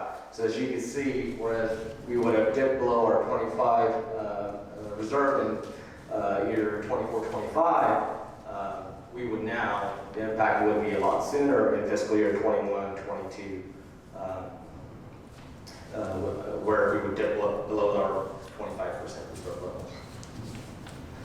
And this slide includes the public safety as well as the deficit for the development services. If the general fund were to pick up that, what that would do to the line, you can see in the out years, that increase is effective as well. So what are our key takeaways from the presentation? We really want you to understand that the city has various funding buckets, which we went over, per se, the special revenues, the capital funds, and general fund is the primary bucket where the council of the community has discretion over. I hope we were able to convey that Morgan Hill does have the lowest tax revenue per capita while we're still providing the key services of a full-service city. And sustainability of the general fund is our primary purpose of the effort, why we're here today, why we're embarking on this process. Sure. All these based upon per capita on the census, right? For our 40,000. What has happened since the last count of the, right now we are going to be counting pretty soon. And I believe when's the next Marine census? 2020. 2020. Yeah, since the last is 8 years, 9 years, there have been a lot of movement from, let's say, from San Jose more towards south. And a lot of people like me showing up here. So is it based upon anything realistic or it is just based upon 10-year census? So it's based on not the 10-year. What we do is as I mentioned earlier, is we take our population projection estimate from the state of California's Department of Finance. So not directly related. I believe that the numbers from the census and the Department of Finance are close, maybe off by a few hundred, but generally that's a number that we're using. It's based upon 2000 census or 2010. Dan, do you know how DOF calculates the estimates? Yeah, the combination of their statewide projection and whatever the building permits that we submitted, they know of us, so they build that into the equation. So they take into what's like development permits based on each city, or how many residential permits are issued, and then they come up with a formula how many occupants per unit. Anything else? Sure. The difference in revenue from us to other communities, it looks like, just trying to read off the chart, we're about $100 per resident less than Gilroy, if I'm reading that correctly. And I point out Gilroy because that's our nearest, our most similar community.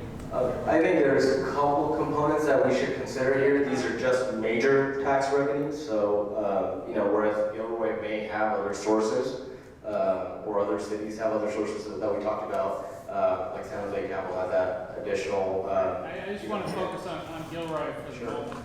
I believe, does Gilroy have any major tax sources that Morgan Hill doesn't have? Utility use tax, 5%. Utility use tax. Do we know how much of this is that? I would say majority of it. I think the Gilroy generate approximately about $5 million annually from their user tax. From the utility user tax, user. yes. Okay, because $100 times 45,000 is around $4.5 million. So, yeah, I was wondering, is that because we chose years ago not to pursue Costco and the outlets, or was it something else? And somebody made a point about kind of long-term, I think it was Nick, the choices we make affect things a decade or more from now. So people might say, I hate big box retail, don't put that there. But, you know, that then is a consequence forever. That's not necessarily in people's mind when they're saying they do or don't want a particular thing. And John, we have previously tried to go out for a utility users tax and we're unsuccessful. Yeah. Well, that's why. Yeah, So no, that's why it makes it. there is a history of doing some of those things, but I mean, ultimately it is up to the voters in relation to taxes, all of those. So maybe, but I've seen this chart many, many times over the years. But so now for this conversation, it's helpful to start drilling into the whys. Is it a different activity level? Is it a different tax? And you've got the one little thing about the fire district. But anyhow, as these conversations go on, the why and therefore what might we learn from our neighbors is pretty obvious. And I just wanted to grab on, because that's my thought. I mean, we're going to have to start the campaign message that's going to be much more relevant to the community at large. And some of these consequences are just probably, there's just too much uncertainty because we don't know the whys. So we have to start building those relationships now to be able to have either ballot measures or other things happening in the next 3 to 5 years to be successful long-term financially. And another way that organizations think about a substantive change is providing a level of urgency. We definitely have a message that relates to a level of urgency in what we're dealing with. In fact, that last slide that you showed, it would be interesting, depending on what we do next month, to understand the liabilities or the exposures we have in those two gaps, or those two slides. Because a lot of those unfunded positions, when you plan them in, to develop a pretty steep curve as well. But the realization is we've already thought about that. We'd like to have that for various reasons. So we can provide a level of urgency on those two slides and provide context and where we want to go long term. So that's where I'd like to go as well, is it speaks to the level of why. And we've already got strategic plans in place that's already developed some of those opportunities. We're not able to provide those for various reasons. So let's understand how to provide urgency around that and the exposure and the liabilities the city has as relates to the consequences of not having those positions funded. So we got to start thinking about those type of positioning campaigns long term. You're absolutely correct, Nick.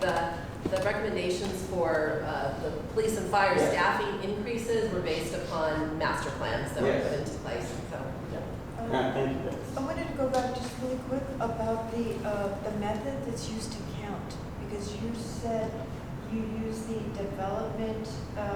Department of Finance. So the State Department of Finance does projections for all cities and counties for population, and one of the metrics or one of the components or factors that go into it is development activity within the city. So we do report our development services department. Each month reports how many permits, residential permits are issued, and then they have a metric to plug in, if it's a residential or a multifamily, what the occupancy looks like. So that includes renters that are not in those developments, because there's a huge population of renters. Yes, so it would incorporate all that. So as regardless of if it's owner occupied or renter, they assign a single family home has X number of occupants based on a metric, and then if it's a multi-family, it has X number of occupants, so they assign those. The census count, which also is very important for county services and some city services, for this conversation, the census count doesn't come into play quite as much because we're not talking about services that get funded through the state or the county that, which is driven a lot by the census. It's very important. We want to make sure that everybody's counted in the census as much as possible. There are point-in-time counts every 2 years, I believe, between the two major censuses, and we also do things to count the homeless. But those counts, actually, in relation to this conversation, don't matter as much. What Harjot's talking about in terms of how we figure out population is slightly different for these conversations. There's nothing in the mix that we've discussed today that's funded by the state or the county in relation to our concerns with the general fund. I know the state legislature session is ending September 13th, and they've been trying to pass, I think there's 6 bills, SB 50. Can I just give you my side? I know that the state legislature is session ends September 13th.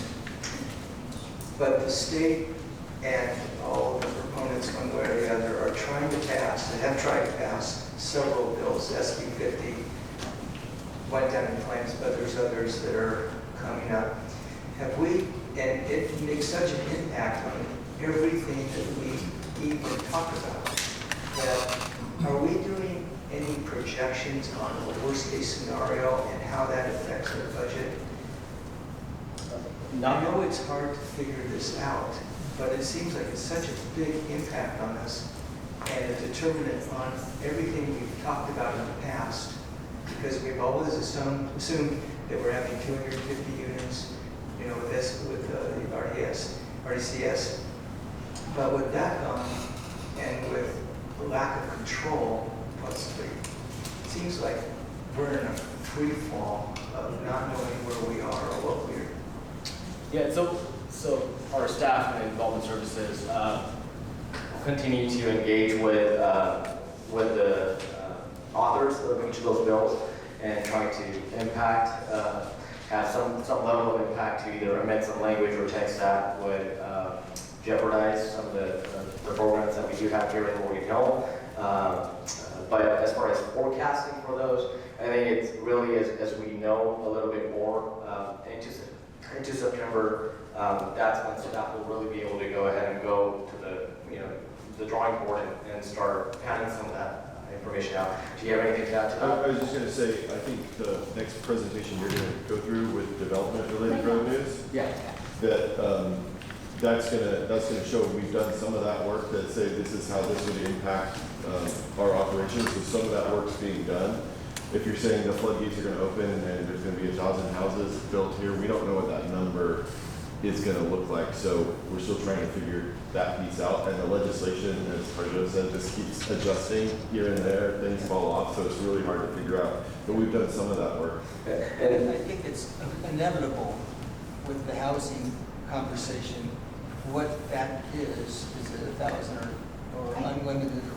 Yeah, so we'll show you what we have as far as revenue and the expenditures that we have built in and what some of those impacts are.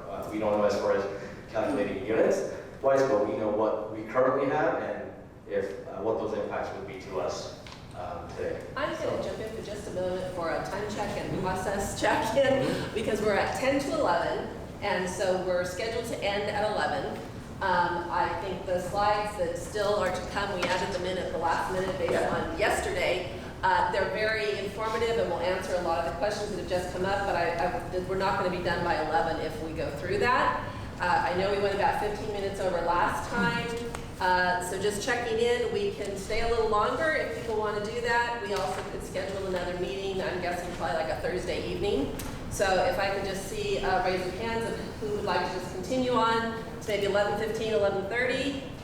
With a firm cutoff at 11:30, that looks like the majority. Okay, and then just a reminder, as you're thinking through these things, remember if there's anything you're thinking is missing, any surprises, things that are troubling you or concerns, and how we could share this, if you want to write it on your big huge post-it notes, that would be appreciated. If not, that's fine too, but so. Awesome, all right, so let's go through the development slides. I have a question. You have a question? Yeah. One of the things that I haven't seen so far that to take into account is a possible recession. Okay? I just got this month's CFO magazine. They did a survey, 2 surveys, one back in March as to what the CFOs in the country are looking at as far as when they think a recession is going to affect us. And then they just did one in June again. The overwhelming majority of CFOs are saying that they're looking at a recession hitting us in the 2nd or 3rd quarter of next year. Okay, and they think it's pretty realistic. So we need to think about that too, because that's going to affect us short term versus the long term. And the short term, long term thing is something we need to really consider, and that's part of this meeting, because we have to get this out to the general population as to what we do to counterbalance those type of revenue, effect that we're going to have, not just based on the figures we're seeing now, but based on something like that occurring. Yeah, and the recession is not built into these It's projections. not built in, right, so while we continue to tweak the projections, but we don't have a And nor is the potential loss of our growth control system. Yeah. All right, so with that, I'll dive right into, sorry, you had a question? I have a question and it relates to the RDCS, okay? And it's important for these housing bills that are in the state. I'm sorry. My query is, how much land do we have currently left for residential development? I'm going to defer to Edith to see if she can provide some context on that. I know it's a planning commission thing. I was there. How much land do you have left for residential development? That's a really good question, and I want to call a friend, because I don't track residential land as much as I track commercial and industrial. But what we have heard from the development community is that what's available as far as residential is really limited. I think that for us in this community, and we can come back to that, so Maureen is asking the question, so we'll come back, and maybe I'll add that at the economic development presentation. I think that one of the things for this community is not only how much land we have, but how can we be strategically urban? So if there is housing coming here, how can we influence where it goes? And in a way that still takes care of the community the way that we want to continue to be. So I'll come back to that. That's okay. It relates to fees, okay?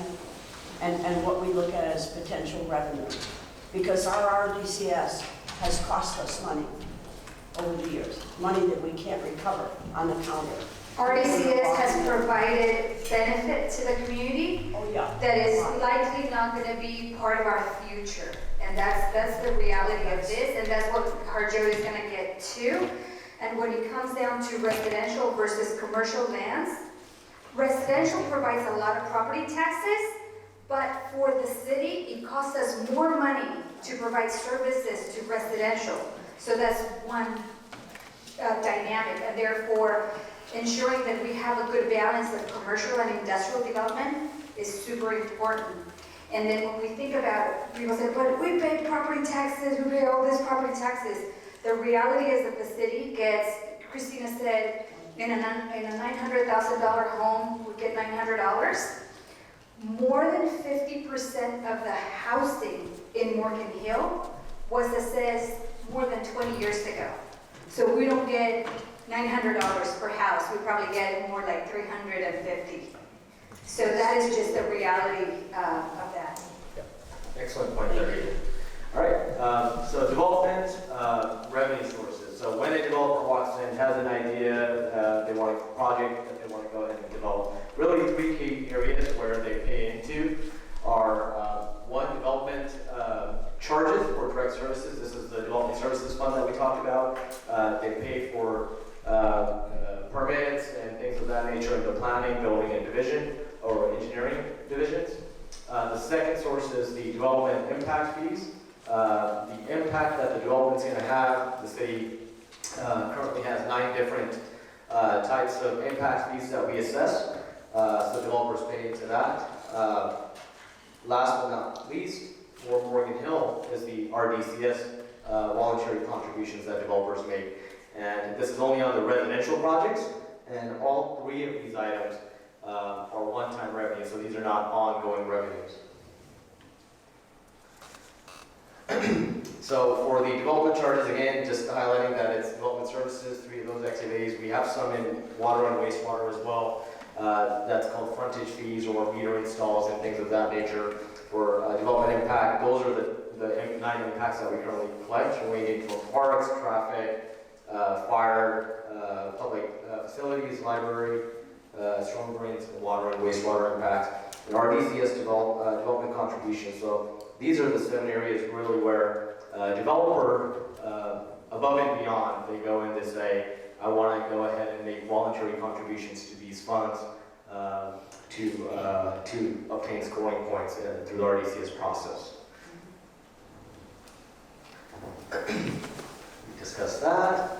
Development impact fees, again, it's a fee imposed on new or proposed development projects. Again, this can't be used to fund ongoing operations. This can only be used to build out infrastructure or capital items.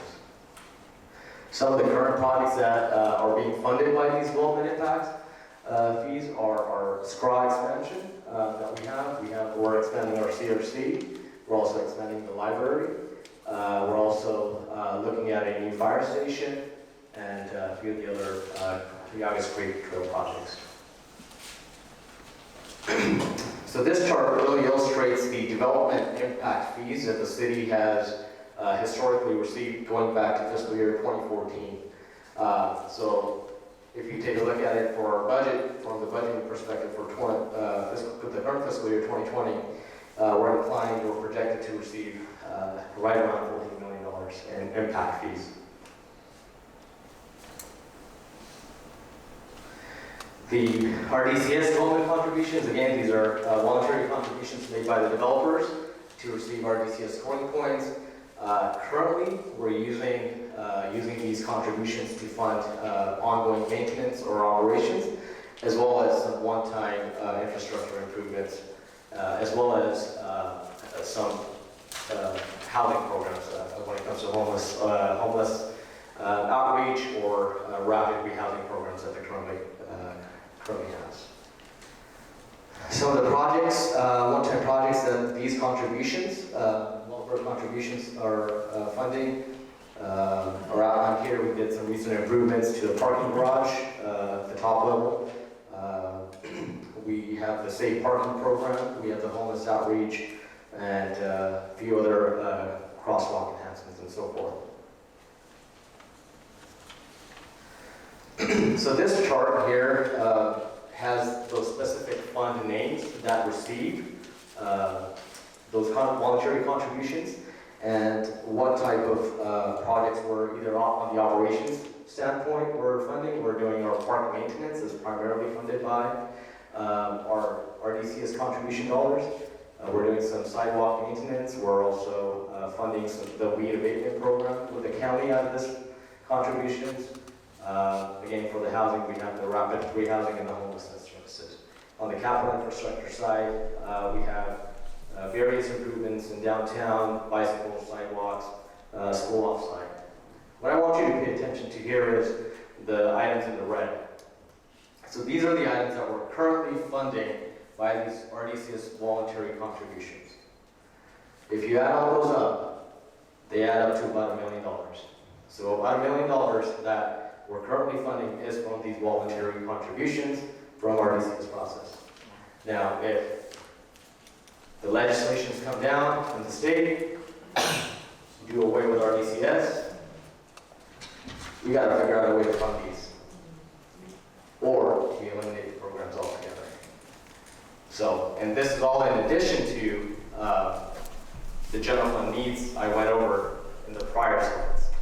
So, just to put things in perspective, if RDCS or growth measures were eliminated, we're looking at immediately about $1 million that we'll have to figure out. This chart illustrates the amount of revenues that we're receiving historically from RDCS contributions, and you'll take a look at here. On average, we're receiving anywhere from $2 million to $3 million in these voluntary contributions. Although we're saying that $1 million is immediate operations or programs or projects that we're funding, actual loss really would be about $2 to $3 million on the ongoing. Can you explain the increase from 2018 to 19 for agriculture and open space?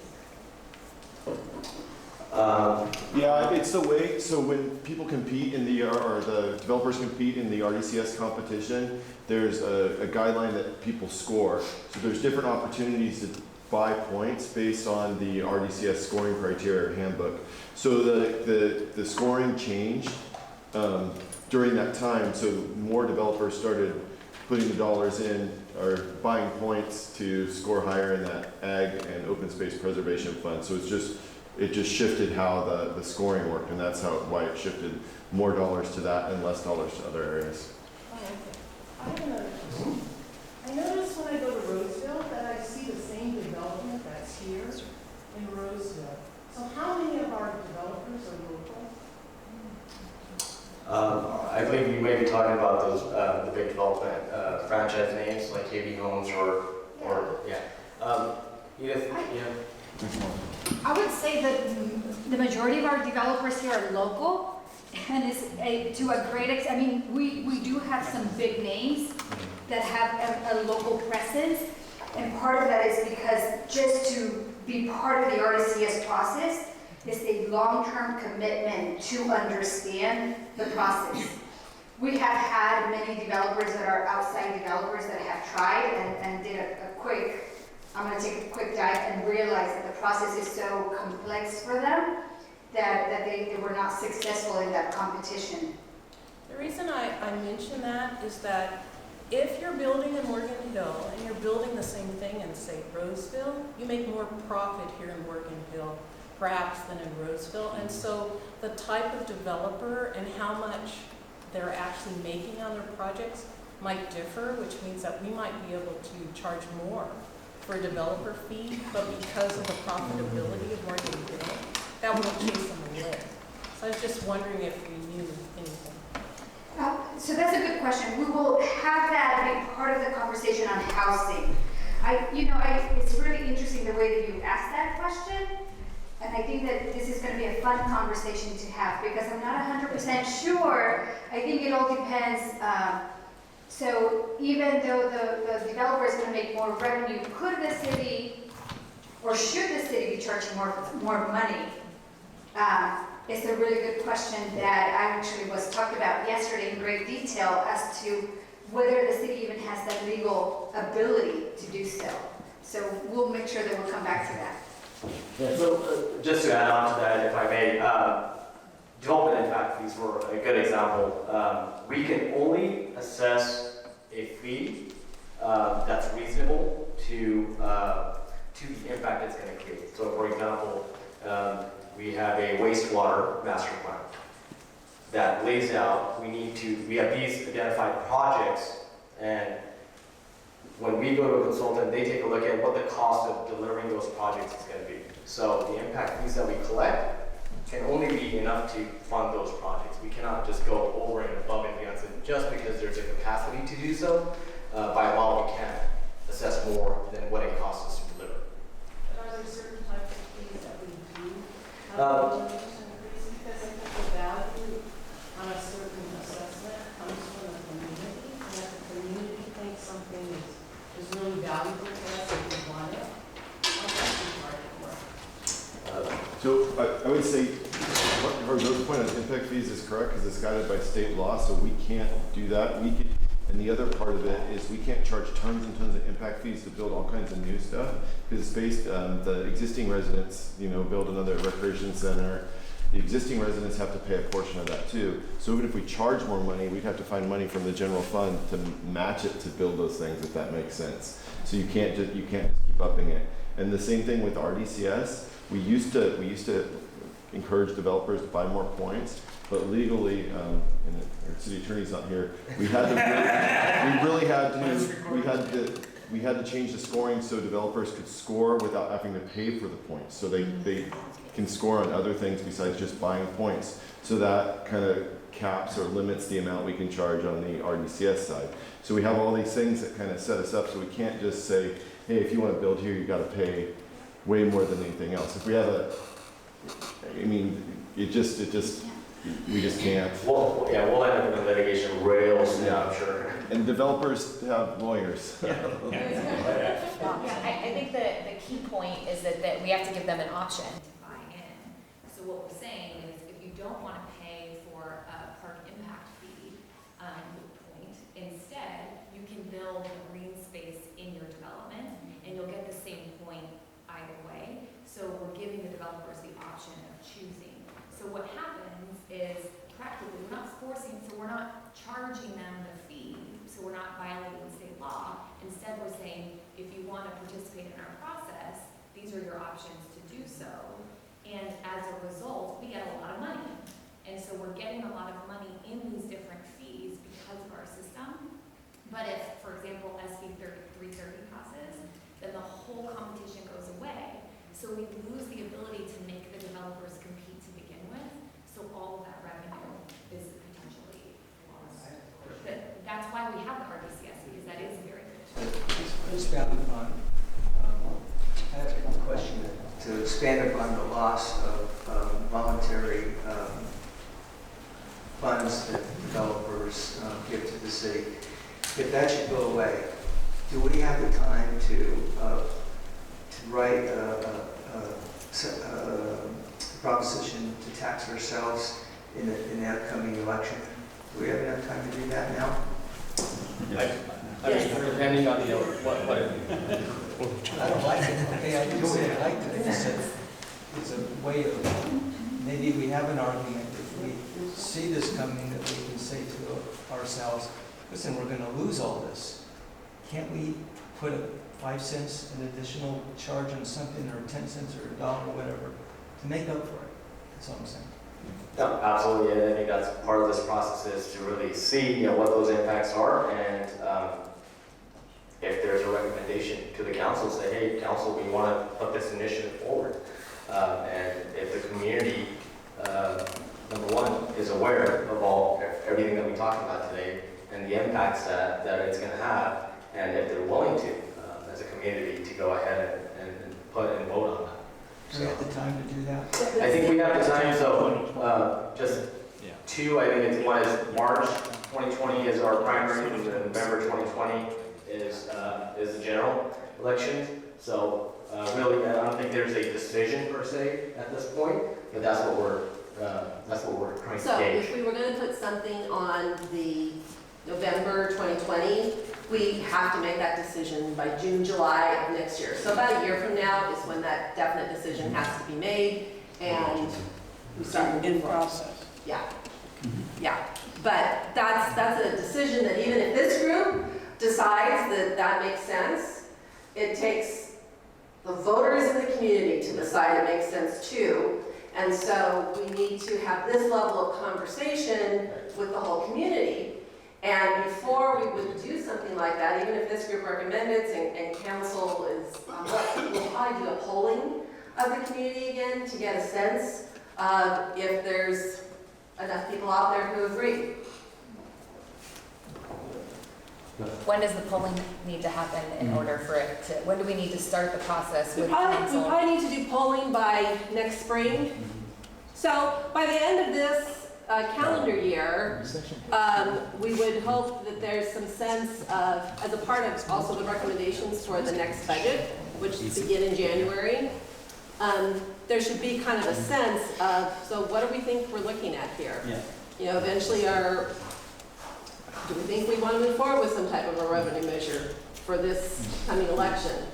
Do we think maybe not this election, but a future election? Do we think, no, actually, we know this community doesn't like taxes, we're going to have to start looking at where do we cut services from? We, not filling those police and fire positions and things like that. When I talk to people about, our budget woes in the city of Morgan Hill, they have a hard time really understanding how it's going to impact them. And I think the problem with our discussion here is that when I go to my neighbor and I talk about it, they do not know how it affects their monthly budget. And I think that that's really crucial to the city's ability to pass any tax. I think that people are willing to fund specific things because they can see that it has an impact. But right now, people don't see it. I remember when I was younger, there was this thing called the market basket, and I'm really old.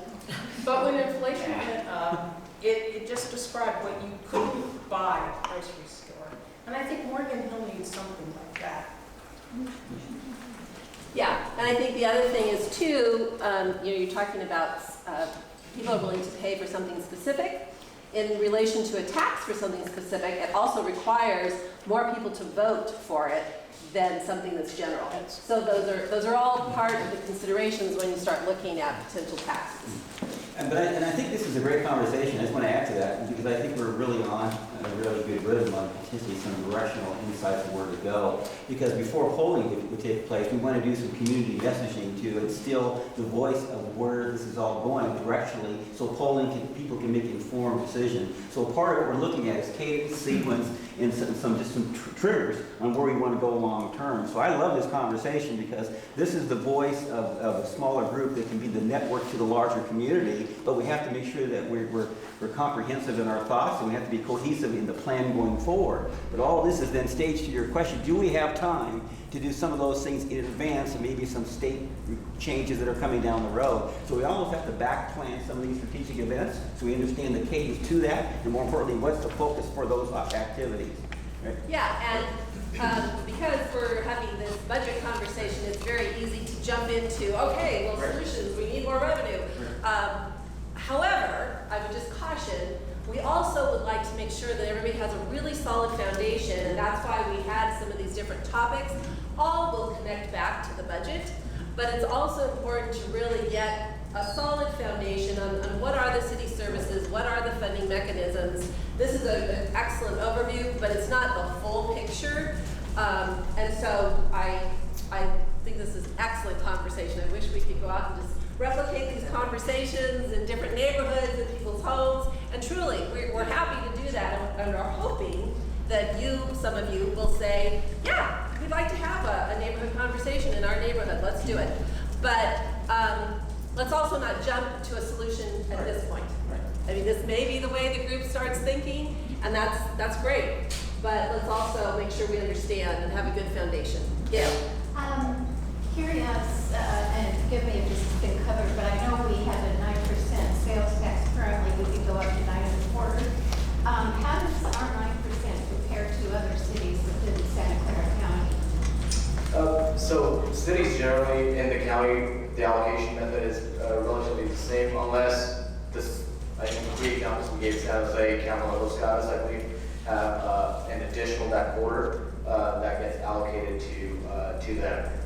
Really, I think we would have to come back or share this via an email as a follow-up to how we compare, but there's some constraints against what level of sales tax data cities are willing to share back with us. So we'll have to talk to our consultants and see if they're able to provide something that can be publicly made available as far as what their sales tax base is compared to ours. For example, I know, and I can share this publicly, is our primary sales taxes in the areas of autos and transportation, whereas in other city might be business to business, like Cupertino has Apple, right? So it might be a little different, but we'll reach out to our consultants to see if they can provide something to share back with you. And if I may add, we put the budget in a brief document for you. It's a few pages. Really would love some feedback on this as we start to have these conversations, and you're talking about communicating or having these conversations in your neighborhoods. What in here works for you? What in here doesn't work for you based on the presentation you received today? If there's anything you'd like to add on to this document, we'd love to go back and make those changes and push this right back out to you, so you're able to have these conversations as you're out in the community and in the neighborhoods. So please do provide any feedback. I believe we got the email engagement more details. So yeah, and I think the other question for you to think about is, did you get enough information on the budget? Are you comfortable enough right now? The conversation that I want to have with you on economic development is not going to be a lot of graphs and a lot of dive in on numbers. We'll do a little bit of that. But for us, what I envision to talk to you about is, what are we doing in the world of economic development? What is the vision? What is the work program? How are we doing? What are the opportunities ahead? And it's more like policy conversation, big picture decision sort of stuff. And we'll do a little bit of understanding of budget as it relates to retail versus jobs versus the other stuff. But Maureen started with a meeting. I wonder if one meeting on the budget is going to be enough. And I guess that's the question that maybe you want to ask yourselves right now. Are you comfortable enough to then just move on to the next topic? And knowing that we'll circle back around to the budget for those serious conversations about, okay, you know a lot now, where do you think we should be heading? That'll be towards the end of this year. But we're certainly able to have an additional budget meeting right now, like in the next month, even before the economic development presentation. Like I said, it will probably be a Thursday evening. John? Just my sense on that, I think for the whole group, I feel like we've done enough budget-specific stuff. Maybe there's a handful of people that want to go really deep on it in a Thursday meeting. And then, but on the economic development, you know, you've talked briefly before about how we lost the auto dealer. The other piece of that orange to red plunge, if I may call it that, on the fund balance was the 2 hotels. How did we lose those? People pushing that issue onto a ballot next year with what I will just say from our point of view as a chamber was a lot of misinformation that people were given while standing at the post office or Walmart. And I don't think anybody that signed that was thinking, gee, if I sign this, I'm putting 2 firemen at risk that we really need. So how do we get, so everything we have and everything we get is a consequence of decisions made. But the consequence and the decision are so often disjointed that people, when they're making decisions, don't understand the consequence. So that's where on the economic development, you know, I understand we don't want to spend all day on numbers, but on the other hand, we have to understand these, you know, whether it's do I want a hotel or don't I want a hotel, or do I want a Costco or don't I want a Costco, or do I want a car dealer or don't I want a car dealer? What does that mean when you say I want it and I don't want it? Or 86% of our property tax coming from residential, that's long-term suicide. Exactly. So you want to have a diversified portfolio or yeah. sources. Just really quickly, I want to piggyback on what John and what Nick said, and one thing that we can do right now, and the city staff can't advocate for this because they're not allowed to get involved sort of in the political process, but we already have a campaign that we can start getting the word out, and that is to save those 2 hotels. And so as we continue to have the conversation going forward, we can have those conversations behind the scenes and start telling our neighbors, look, there is at least one concrete way that we can get that line to get a little bit further up, and that will have the opportunity. It's going to be on the ballot. It won't cost them a penny.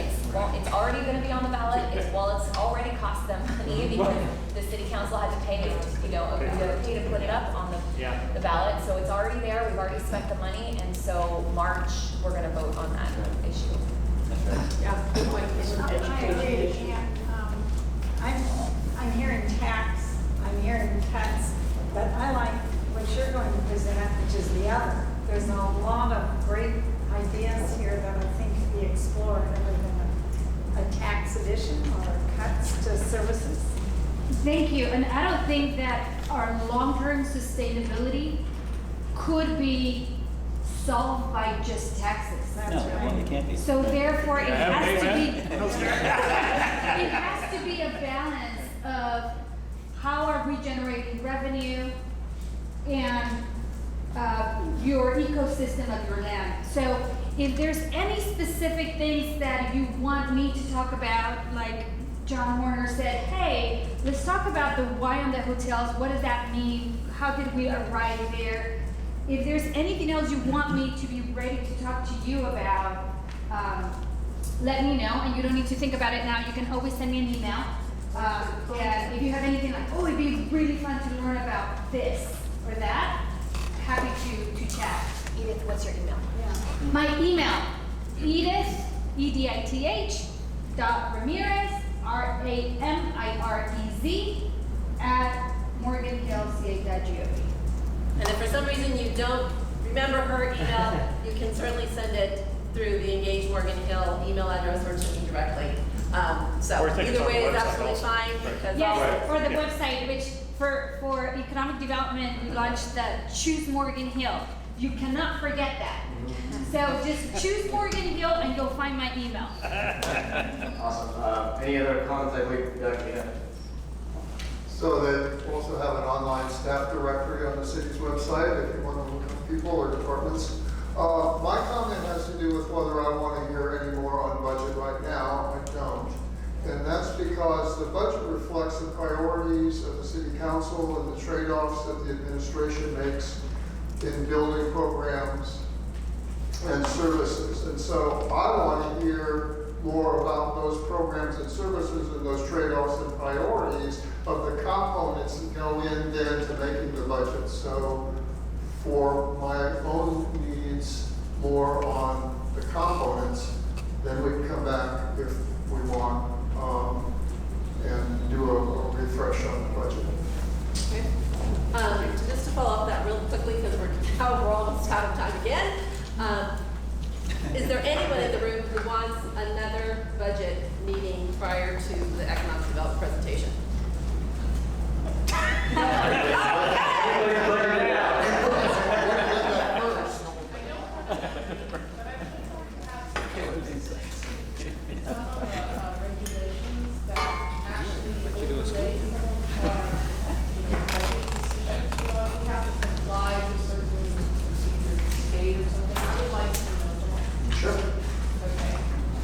So are you in the terms of, say, tax revenues or on? Chris mentioned something, I realize that there's a limitation because we have to comply with state regulations, and that impacts our budget. I would like to be able to. So it's like, yeah, exactly, and there's two forces, right? So state enacts these legislations to protect the constituents, right, so the community, but at the same time, there's this other point force. So, yeah, I mean, we're more than happy to go and get that, sir. So just in anticipation of the economic development conversation, one thing I think we all should do is maybe look a little bit at the general plan and think about what we want Morgan Hill to be. Because part of, I've got a strong aversion to the Morgan Hill technology, the distribution center going right, in the entrance to Morgan Hill. I want to develop economically, but I think it needs to be the right developments. And, like living with decisions about not doing Costco, also living with decisions about an ugly structure that dominates the city. Sure. As far as economic development, I'd like to see total land available that we have in the city right now for commercial, industrial, and total land available for residential. Because that's going to tell us kind of where we can go in the future.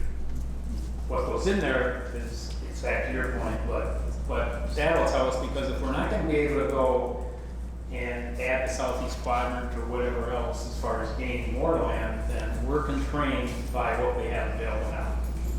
And that's going to determine what we have for the next 5 or 10 years. Yeah, and I'm looking for 15 acres for a building, right? And it's hard to find, almost impossible. Okay, maybe we can have one more question, and then I want to make sure we look at the homework. All right, so one more question. There you are. As far as economic development, I always get the question, why don't we have more retail? Why don't we have more of this? Why don't we have more of that? I'd like to hear what the roadblocks are to economic development that you experience on a daily basis, so that we can better explain to our neighbors, well, we would love to have that. Because my answer to the retail thing is, what are you going to stop buying online? But I think it's important for all of us to understand that what you do is critical, and yet what you experience can be heartbreaking, and I would like for you to share that. Okay. All right, I'll hand it over to Maureen now, and she'll go. Okay, on your agenda, I stole someone's agenda. Ava, I think I stole yours, and I wrote on it too, but I'll give it back to you. Just want to make sure you noted the homework. I also will provide this in an email to you, including quite a few other things that you've asked for in terms of reference material. But the economic blueprint is a document that is online, and it's a beautiful, engaging document, very, very easy to read, and it really does talk about our strategy in relation to economic development and the industries that we're looking to develop. There's a great article that appeared in this month's GMH Today on all the different projects we have in the works right now. And since that's already in a very easy to read manner or forum, please go ahead and take a look at that. We have our Monterey Corridor market analysis that you have a link to. And then check out the Choose Morgan Hill website. That's also beautiful and engaging and very easy to look through. So that should give you a lot of good background in addition to this and anything else you might ask for between now and the next meeting, which is August 24th, 9 a.m. to 11. And I'm going to suggest, if no one minds, that we say these are from to 11:30. We couldn't get done by 11 last time, and we definitely didn't get done. So if 11:30 is agreeable to people, then we know we'll plan to get done in 2 hours, but we have that extra. Okay? Thank you so very much. I so appreciate you. Yeah, that word. Yes. Don't take the budget. We love the budget.